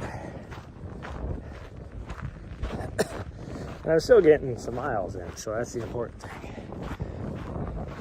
We're getting some miles. My legs are getting a little bit of a break.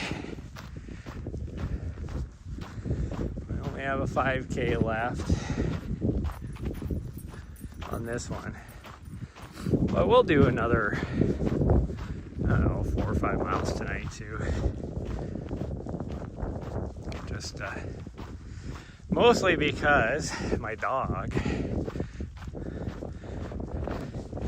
will be crazy to deal with if I don't. If you want to make sure you get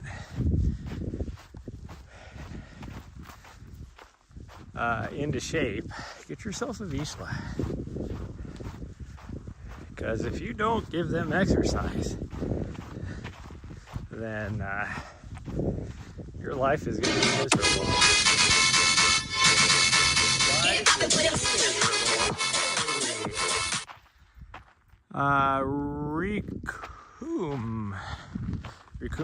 Recumbe? I don't even know how you would say that. Recomb. Thanks for the follow. Let me find a flat spot. Actually, back here is probably the flattest spot. Oh. Yeah, this spot ain't bad, and there's no cholla around, so I shouldn't have to worry about anything. My dog's now looking at me like, why did you walk by? Doesn't matter how you pronounce it. Hey, welcome. My dog is way up there staring at me like, wondering what the hell I'm doing.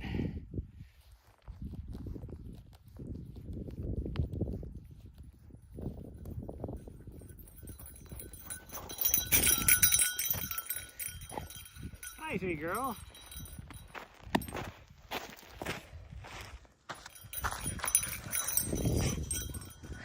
You weirdo. Training for your first mini marathon. It's very nice. Cool. That's awesome. Uh-oh, I got some rock in my connection here. Need to find something to be able to get that out. I don't have anything. A little stick, maybe? I don't have anything thin enough to fit down in there. There we go, got it. And no, I didn't use my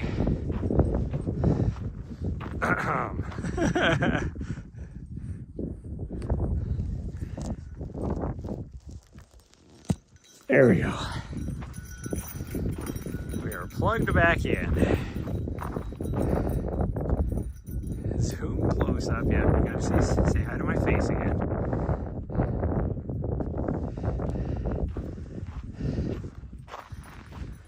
Okay, let's continue on. Yeah, I am. Welcome to the stream, though. I am currently training for the U.S. 100-mile road national championship. So,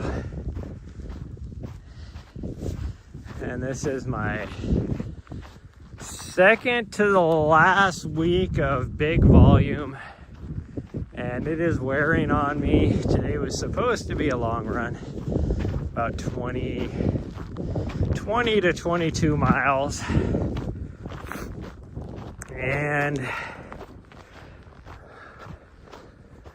after already what we've done this week, my body just said no today, so we're just taking a nice easy run / stroll through the desert for some 9 miles.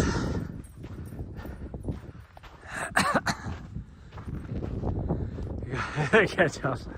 Nah.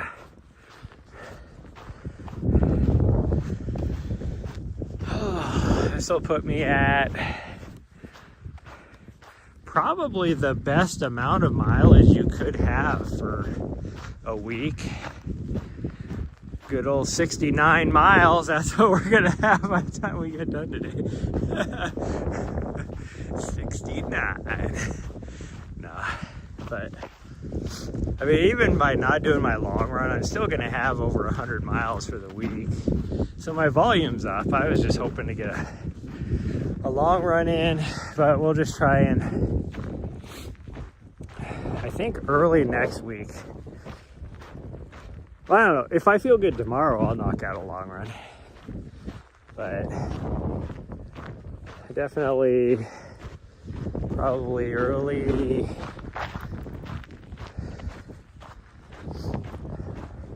Like, I don't really want to do it any later than Friday of next week, my long run. But definitely we'll get a long run in then too. But we'll see. I think what it really is all these flattish miles. Like every week, I usually average around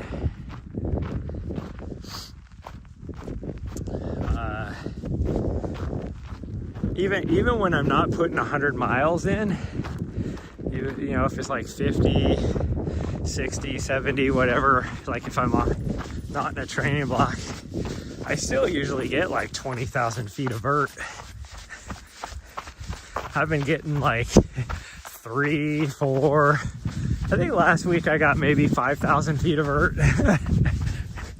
Because, you know, each one of these runs is like, you know, maybe 300 or 400 feet is all. Of the longer runs, I should say. Like this one won't be much. We'll probably be lucky if we get 300 feet on this run. But it all adds up to about, you know, 3,000 or 4,000 feet in 100 miles, which is nothing. My race is actually going to have more than that. Oh. But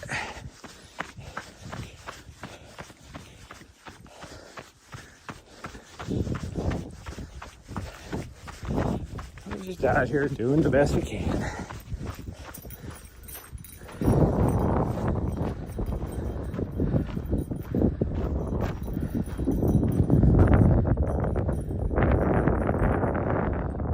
Yeah, definitely, especially if you're a beginner runner, you need to take it easy.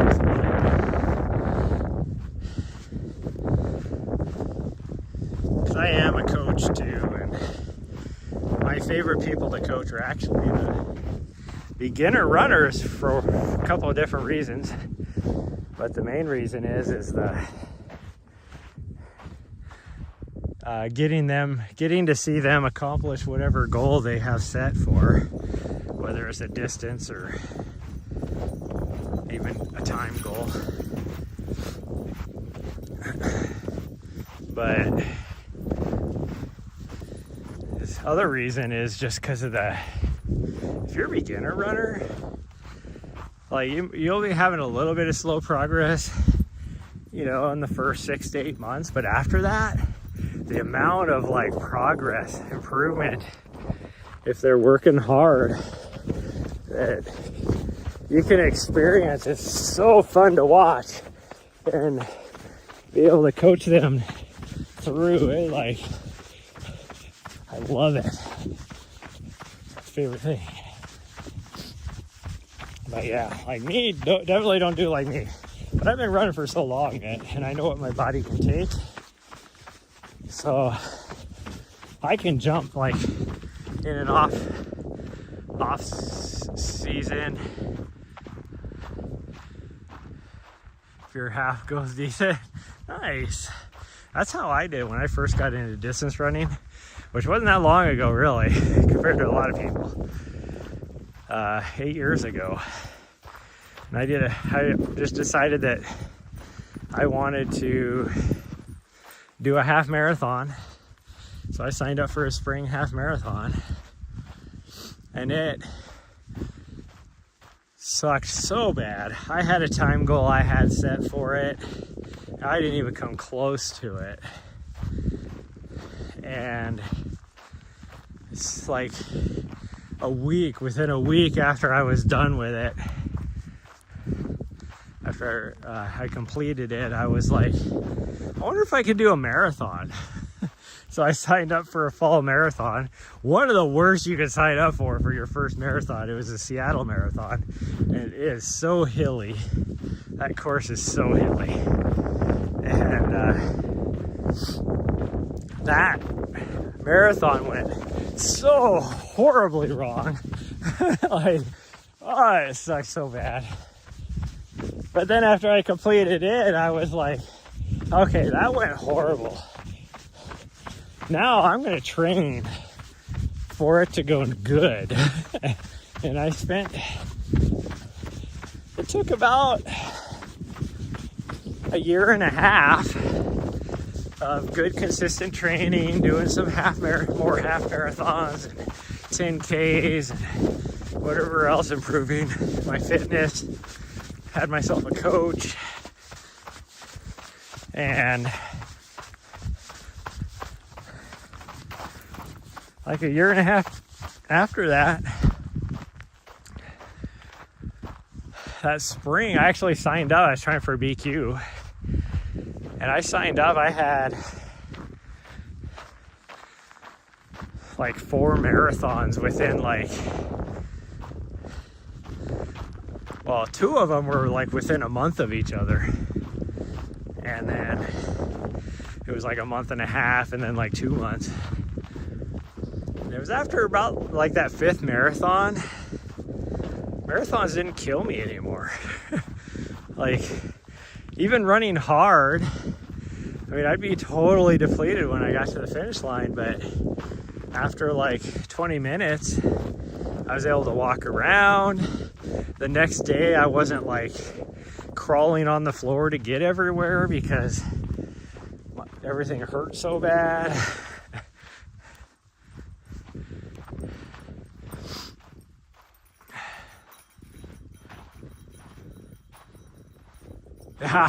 Hey, I know what you mean there.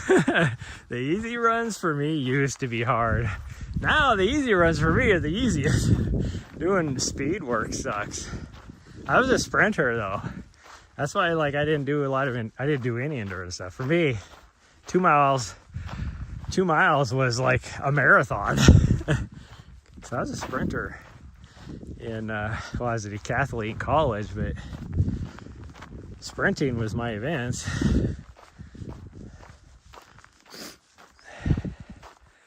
I went fast, not slow. But now, easy runs are my jam, because I get to, because I was a road runner for about the first 6 years of being introduced to endurance running. And it wasn't until I switched to trails that's when the easy runs started to get easy for me, because I spend more time just looking at the scenery. It gives me time to look at the scenery without tripping and falling on my face.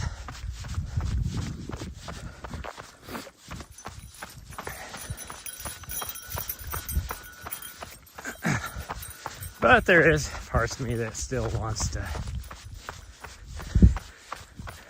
I mean, I'm a lot older now, so speed is, I'll never be as fast as I once was, but it would be nice to get faster again. Go spend some time training with my old training partner, who, gosh dang, she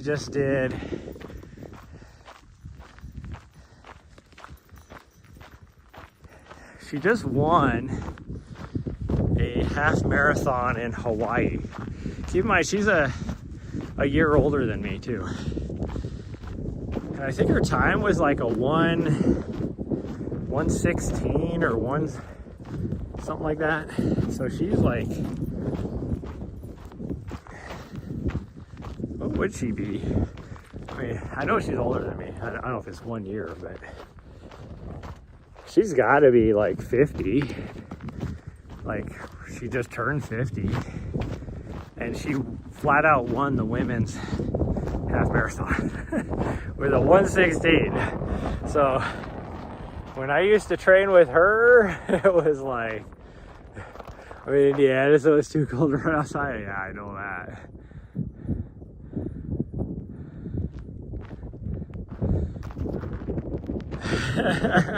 Hey, I will tell you, don't worry about your time, just finish. But yeah, training with her, and this is how it would go. Because this is when I was going to Seattle all the time. So I'm from Montana, but I come down here to Arizona where it's warmer to train in the winter time because it's way too cold in Montana and snowy and everything to run there. And I cannot run on a treadmill because I'm having to do, 3-4 hour runs. I can't run more than like half an hour on a treadmill. But when I used to train with Iris, I'd go over there and she'd be like, "Oh, Shad, you want to run with me today?" And I'd always be like, "Well, what are you doing, Iris?" And she'd say something like,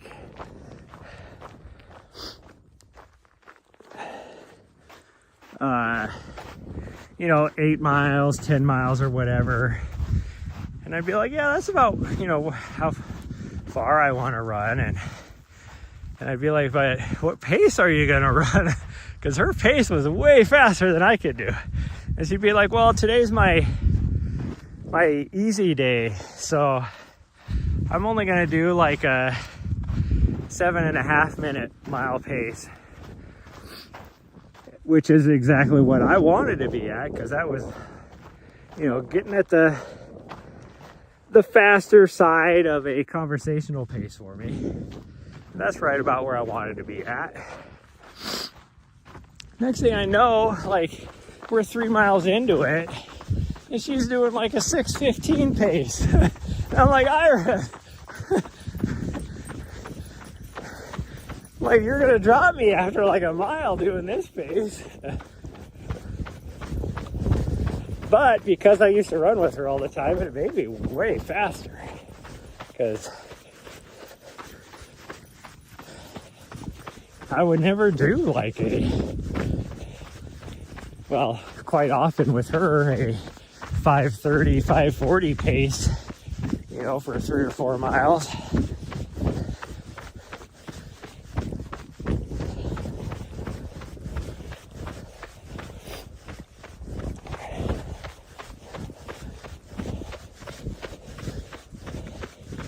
One time she wanted to get me to train for the Houston half marathon, and I know. Oh, a 5:30 pace would definitely kill me right now. What was it, last year? Almost this exact same time as when Hayden Hawk, because I'm getting ready to go work at, if I do videography, work Black Canyon 100K. And last year, he was doing a 5:40 mile over the super rocky terrain at the finish. And I was keeping up with him. But even if he had like an extra, I would say a third of a mile to go, he would have dropped me. But I kept up with him for a mile. It was not gonna have it any further than that though.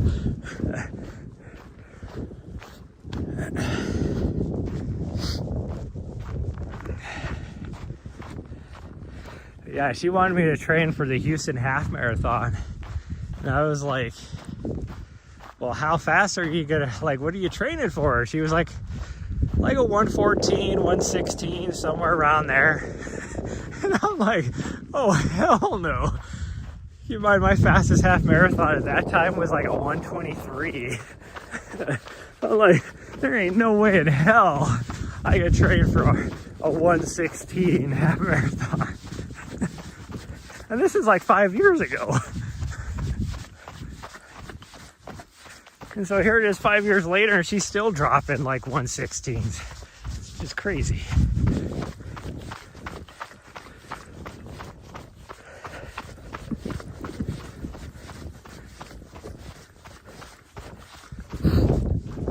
Well, we're less than 2 miles to go now, so that's fun.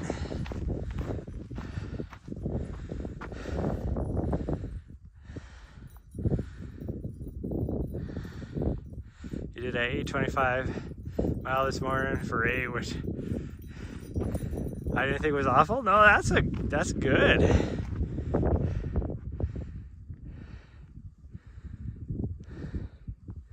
Need more speed work, yeah. Well, this is my training philosophy. You always do the least specific training earlier on in your training block, and as you go along, you get to more specific training. And so depending on what your fitness level and stuff like that is, so like basically like my brand new, this will give you like a compare and contrast, my brand new athletes that I coach, before we even, it's technically part of a training block, we're just doing aerobic. We're just building that aerobic base.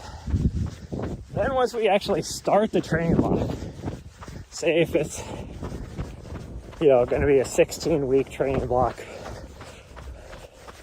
the first 4 weeks is when I'm going to be incorporating a lot of speed work. Because for a beginner, the speed is the least specific. The endurance is the more specific. So then you'll try to take about a 2-week transition, steady state runs, and then you just start building that endurance. You're more volume, and that doesn't mean you're not going to do tempo miles. You got to do tempo miles. If you have a race pace you're shooting for, you got to work that, just so your body knows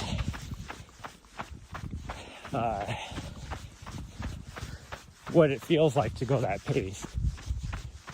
But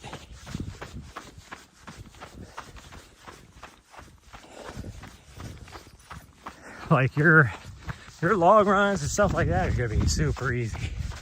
And then compare that to an athlete that I've had once a week is, oh yeah, definitely. Once a week is perfect.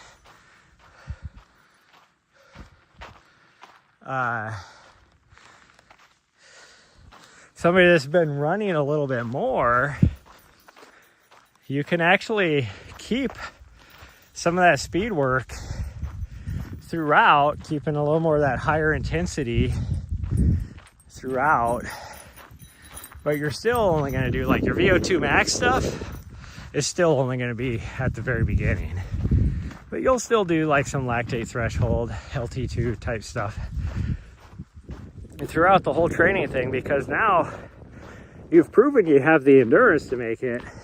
So now let's work on that speed. 8:25 didn't feel bad today. That's good though. Yeah. I mean, 8:25, if you do 8 miles, you easily do 13. That's the way I look at it. I mean, a good rule of thumb. It's like even my athletes that are like, I don't know if I could do that far. I'll be like, okay, if you can go out and do a 6-mile run, the very next day, go out and do a 6-mile run. Doesn't matter the pace or anything like that. If you can do back to back, then you can easily do that distance.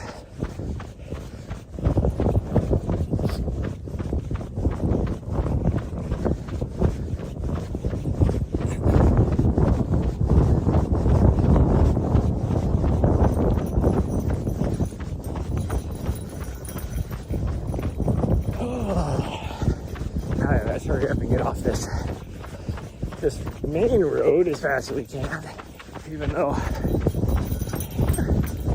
I have not a whole lot left in me.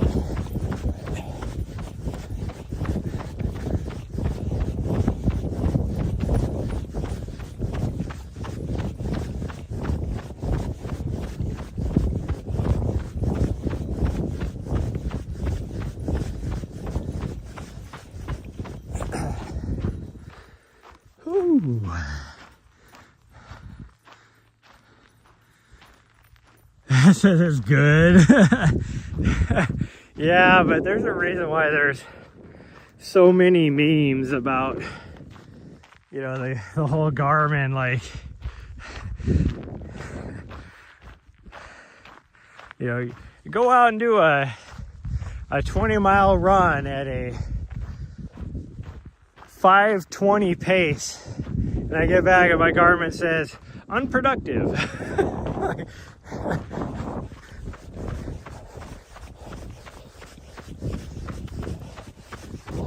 I don't trust what any of that stuff says.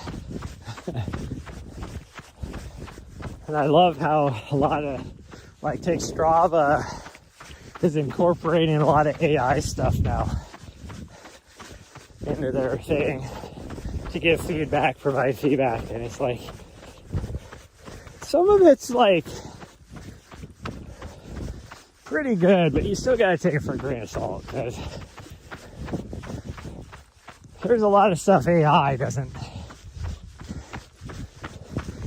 Let's put it this way, AI will never replace like an individual coach, because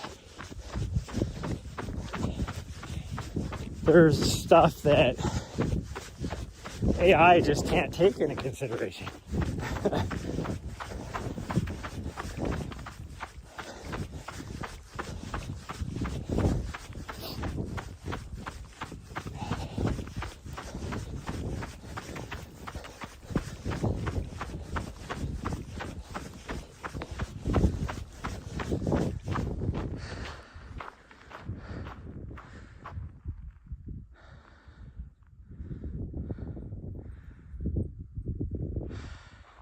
Your gym has a pod that claims to measure it.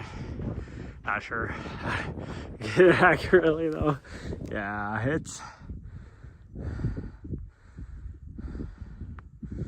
like when it comes to doing like VO2 max type stuff, the only like accurate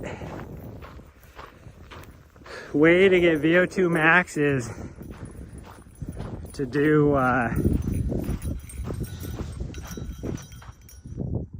okay, you're good. It looked like she had something stuck in the side of her face, so I don't look and see. You have to do the actual, go to a lab on a treadmill hooked up with the little face mask thing with the all that kind of, the sensors, all that. That's the only way you can accurately figure out VO2 max.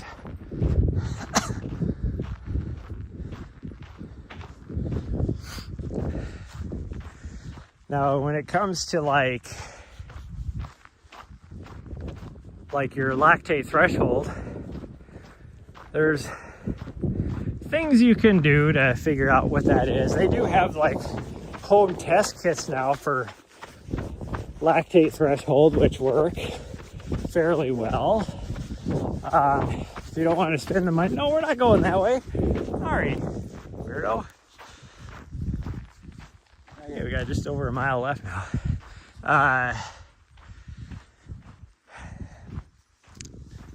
So lactate threshold and ventilatory threshold correspond to each other.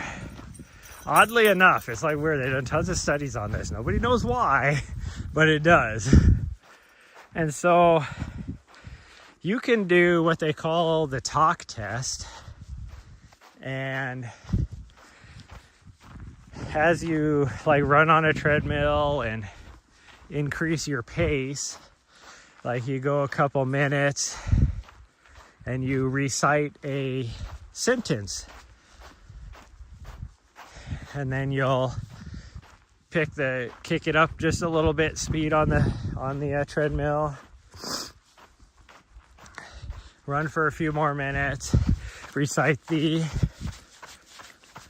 sentence again. And then once you get, and you have to do this with somebody else that can, figure out what, because you have to say the sentence to them so that they can hear how you're saying the sentence. But they go then a certain number of words without having to stop and take a breath or whatever. That's the key to your ventilatory threshold. And it's a good measurement. I mean, it's not scientifically like super accurate, but it's pretty dang close if you can't afford to have the blood test equipment. And then you'll know what your lactate threshold is.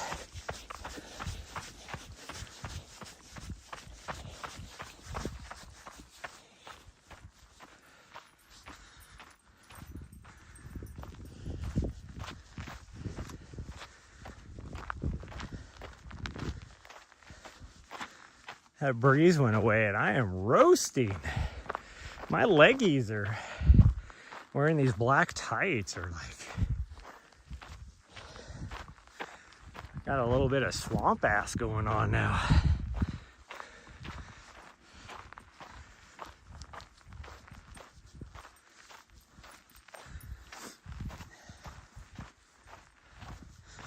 There's my van way over there.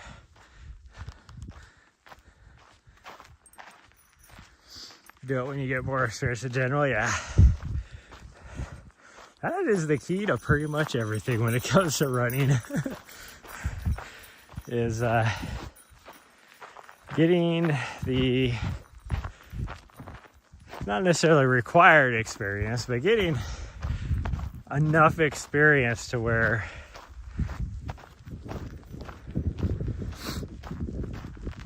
you can,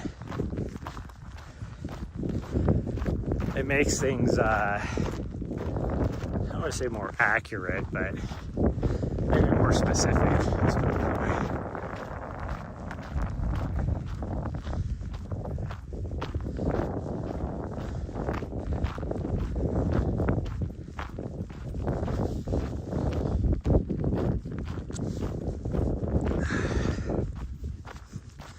Now what are you stepping on, you fool? Shouldn't have been any choya right there. Oh, there was some choya there.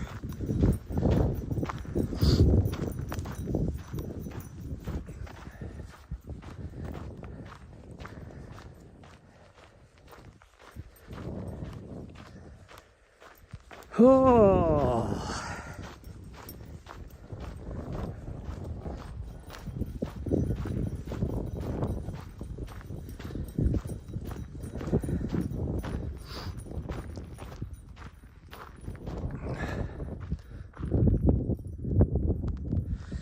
Yes, the sleep is the important part, because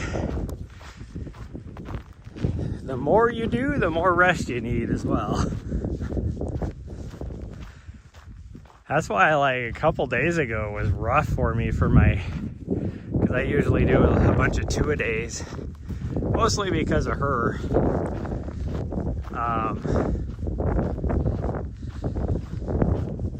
But in order to do a lot of 2-a-days, it's like I need a nap, like in the early afternoon, or else I'm just like too tired to try and even think about doing a second run at night.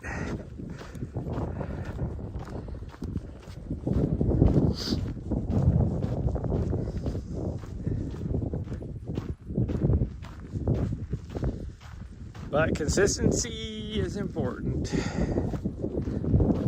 And it's like, for me, being able to jump from doing like 40 miles a week and then the next week run 100 miles. Well, I've been running consistently for so long and I know how my body reacts. And I know how to listen to my body so I don't get injured. So I can do that. I would never tell any of my athletes to do it unless they have been running for such a long time and they know how to listen to their body and they know how their body reacts to a jump in volume and stuff like that.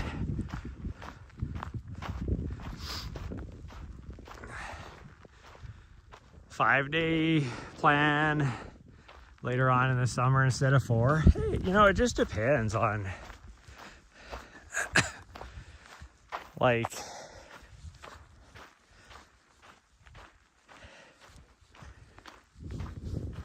a lot of that just depends on your life circumstances. You know,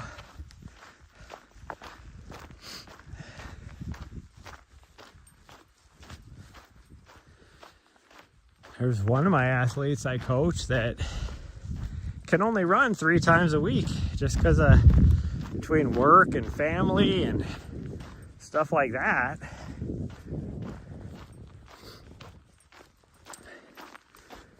And then other athletes I've trained can do 7 days a week.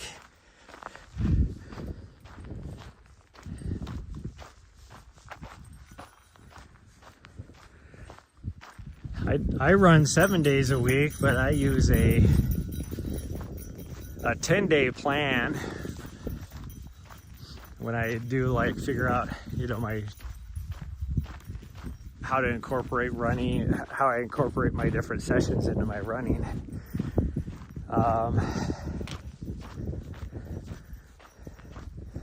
Just because for me, a 10-day plan works better for the way my body responds to microperiodization. But now we're getting into technical terms.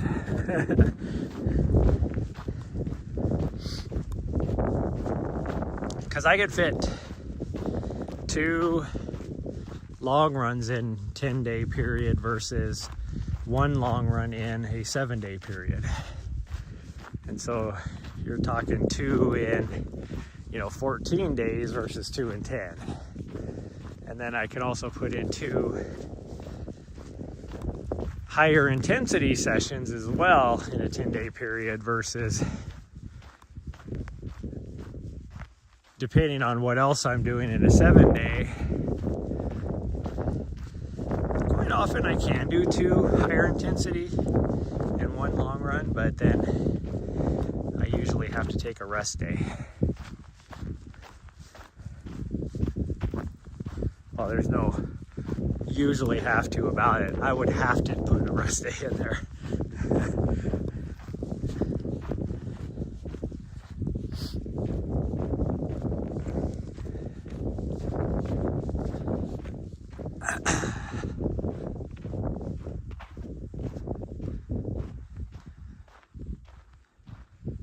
Wait till the summer, yeah. Well, and by then, I mean, your fitness level will have increased, and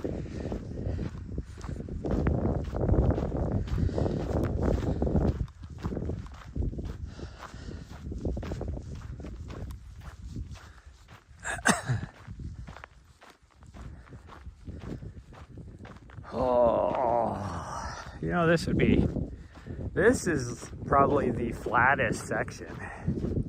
It'd be so easy to run. Problem is there's a little bit of a headwind. So if I run into it, that means the wind's gonna be stronger.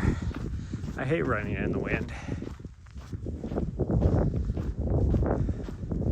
The other thing that sucks about the direction the wind's blowing right now is my dog's gonna want me to have the side door open, which means the wind is gonna blow straight into my van and make it freezing in there.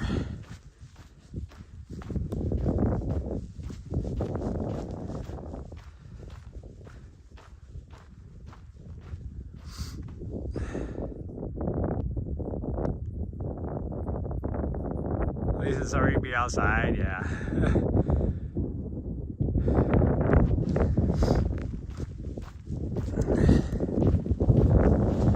See, I'm the kind of guy that Well, let's just take last year when I was training for this exact same race I'm training for now. I had to stay in Montana because I had this little shit up here. She was just a little wee one at that time, like 10 weeks old. And needed to get her house trained and stuff like that. But I was running outside. As long as it was over like 0 degrees, I was running outside. So I could run in the cold. It's the ice well, really the ice. The snow I can run in too. Ice is what gets me. And a lot of times, especially in Montana, that snow gets packed down into ice, and it's so super slick. Even if you're wearing like some ice tracks or you have like sheet metal screws into the bottom of your shoes. So I do that like I still have a pair of those that I keep around all the time, just in case. But it's still like super slick and hard to run. But I can run in the cold. It's the ice that I don't like. 7 degrees, yeah. So my gloves that I have, so gloves and me don't get along well. I have to wear mittens, and so I have a very expensive pair of mittens that keep my hands fairly toasty up till about, I would say probably 20 below. And if it gets any colder than that, I have these wool inserts that I can put on as well that helps out. But I'm not going to run if it's 20 below out.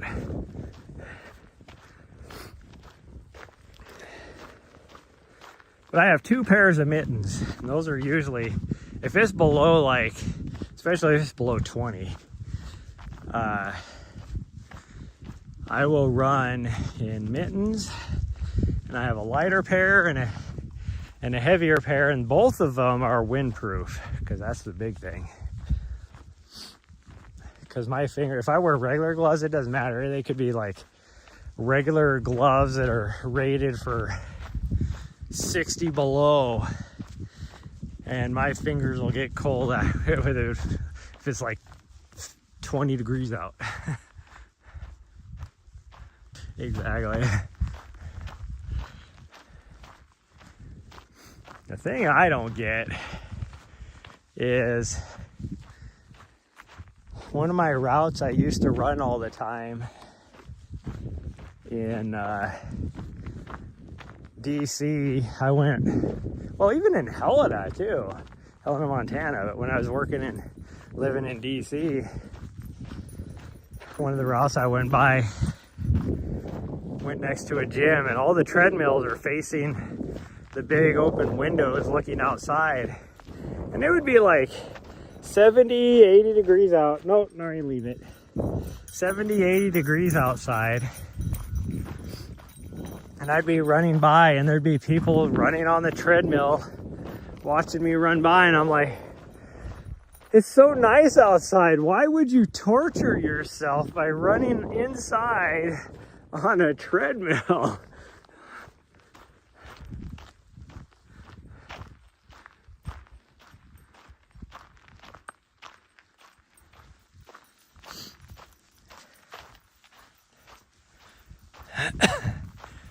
Never got the reasoning behind that. It's like, you could be running outside right now. Why are you running on a treadmill? Like, even if you're gonna do like some strength training afterwards, park at the gym, go run outside for a few miles or however you want to do, and then go in and do your lift set.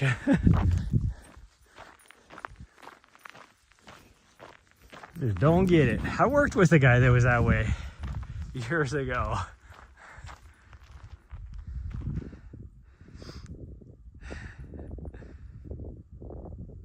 Your knees told you when you first started.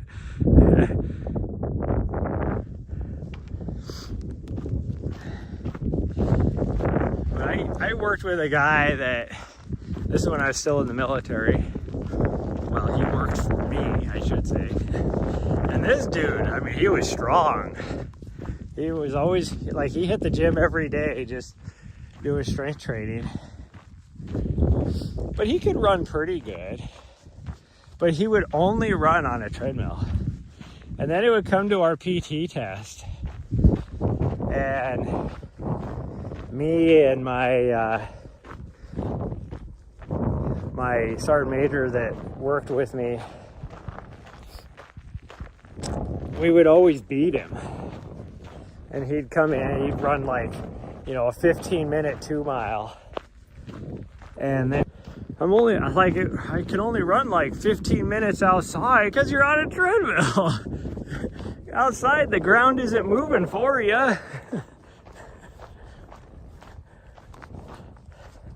And it was the same thing every time. He'd be like, yeah, I ran 12 minutes for 2 miles on the treadmill this morning. Okay, well, let's see how you do on the PT test.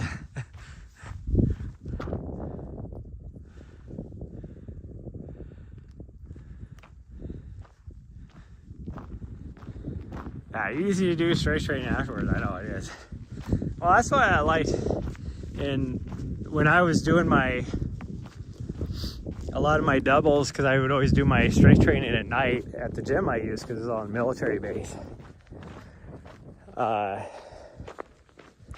And right across the street was a huge like park where I could get, one loop was 2.5 miles on like this really nice buffed out gravel trail.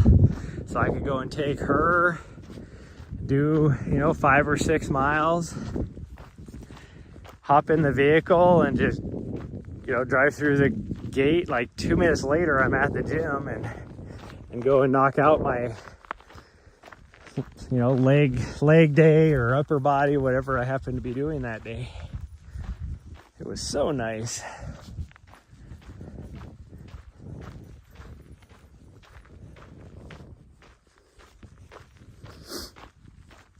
And really, I could have ran out there too, because there's an outdoor running, they call it a running track. It's just like an asphalt loop. Not all of it's asphalt. There's some of it that's not. It's just buff gravel, but most of it is an asphalt loop that weaves around the base. It's their running track for the base. That's 3.5 miles each loop, but you can like modify it to whatever, because you can cut across here or there. They have different loops actually. The big loop is 3.5 miles, but they have like a 1 mile loop and I think like a 2 mile loop or something. Treadmill is actually really advantageous for running.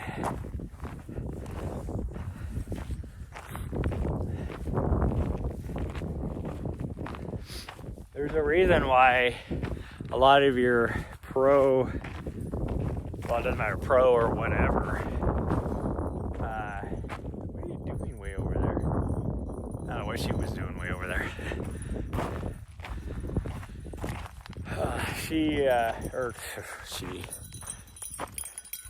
You back now? Okay. I don't know what you were doing, but whatever.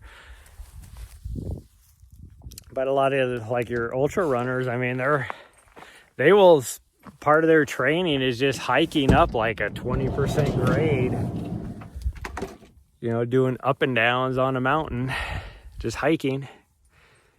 Because as I always say, hills, especially if you run hills, running hills is speed work in disguise. Ooh, okay, well, that's going to be it for this morning's run. I ran out of my fruit thingies. It's empty. Yeah. I know. You don't get to eat the box.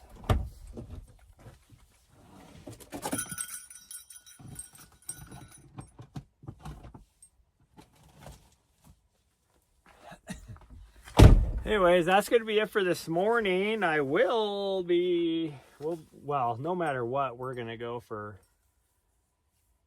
probably 4 miles tonight just to wear her ass out so that I can get some sleep. Yeah, I'm talking about you. But if it's really windy, I won't be able to stream it. As long as it's not windy, we'll be streaming. I will only be streaming on Twitch, though. I only do my night streams on Twitch. We still got enough battery there. I might have. Your friend is going to work for you later in the spring. Nice. Yeah. Okay, so that's it for today. We did 9 miles with almost 500 feet of vert. I didn't think it would be that much. Very slow, but you know, whatever. What was the average? The average would have been like 16-minute miles. And then, but I'll see, most likely I'll see you guys tonight. So thanks everybody. Thanks for the new follows, and I will see you guys later. Bye everyone. Love y'all, and I'll see you guys next time.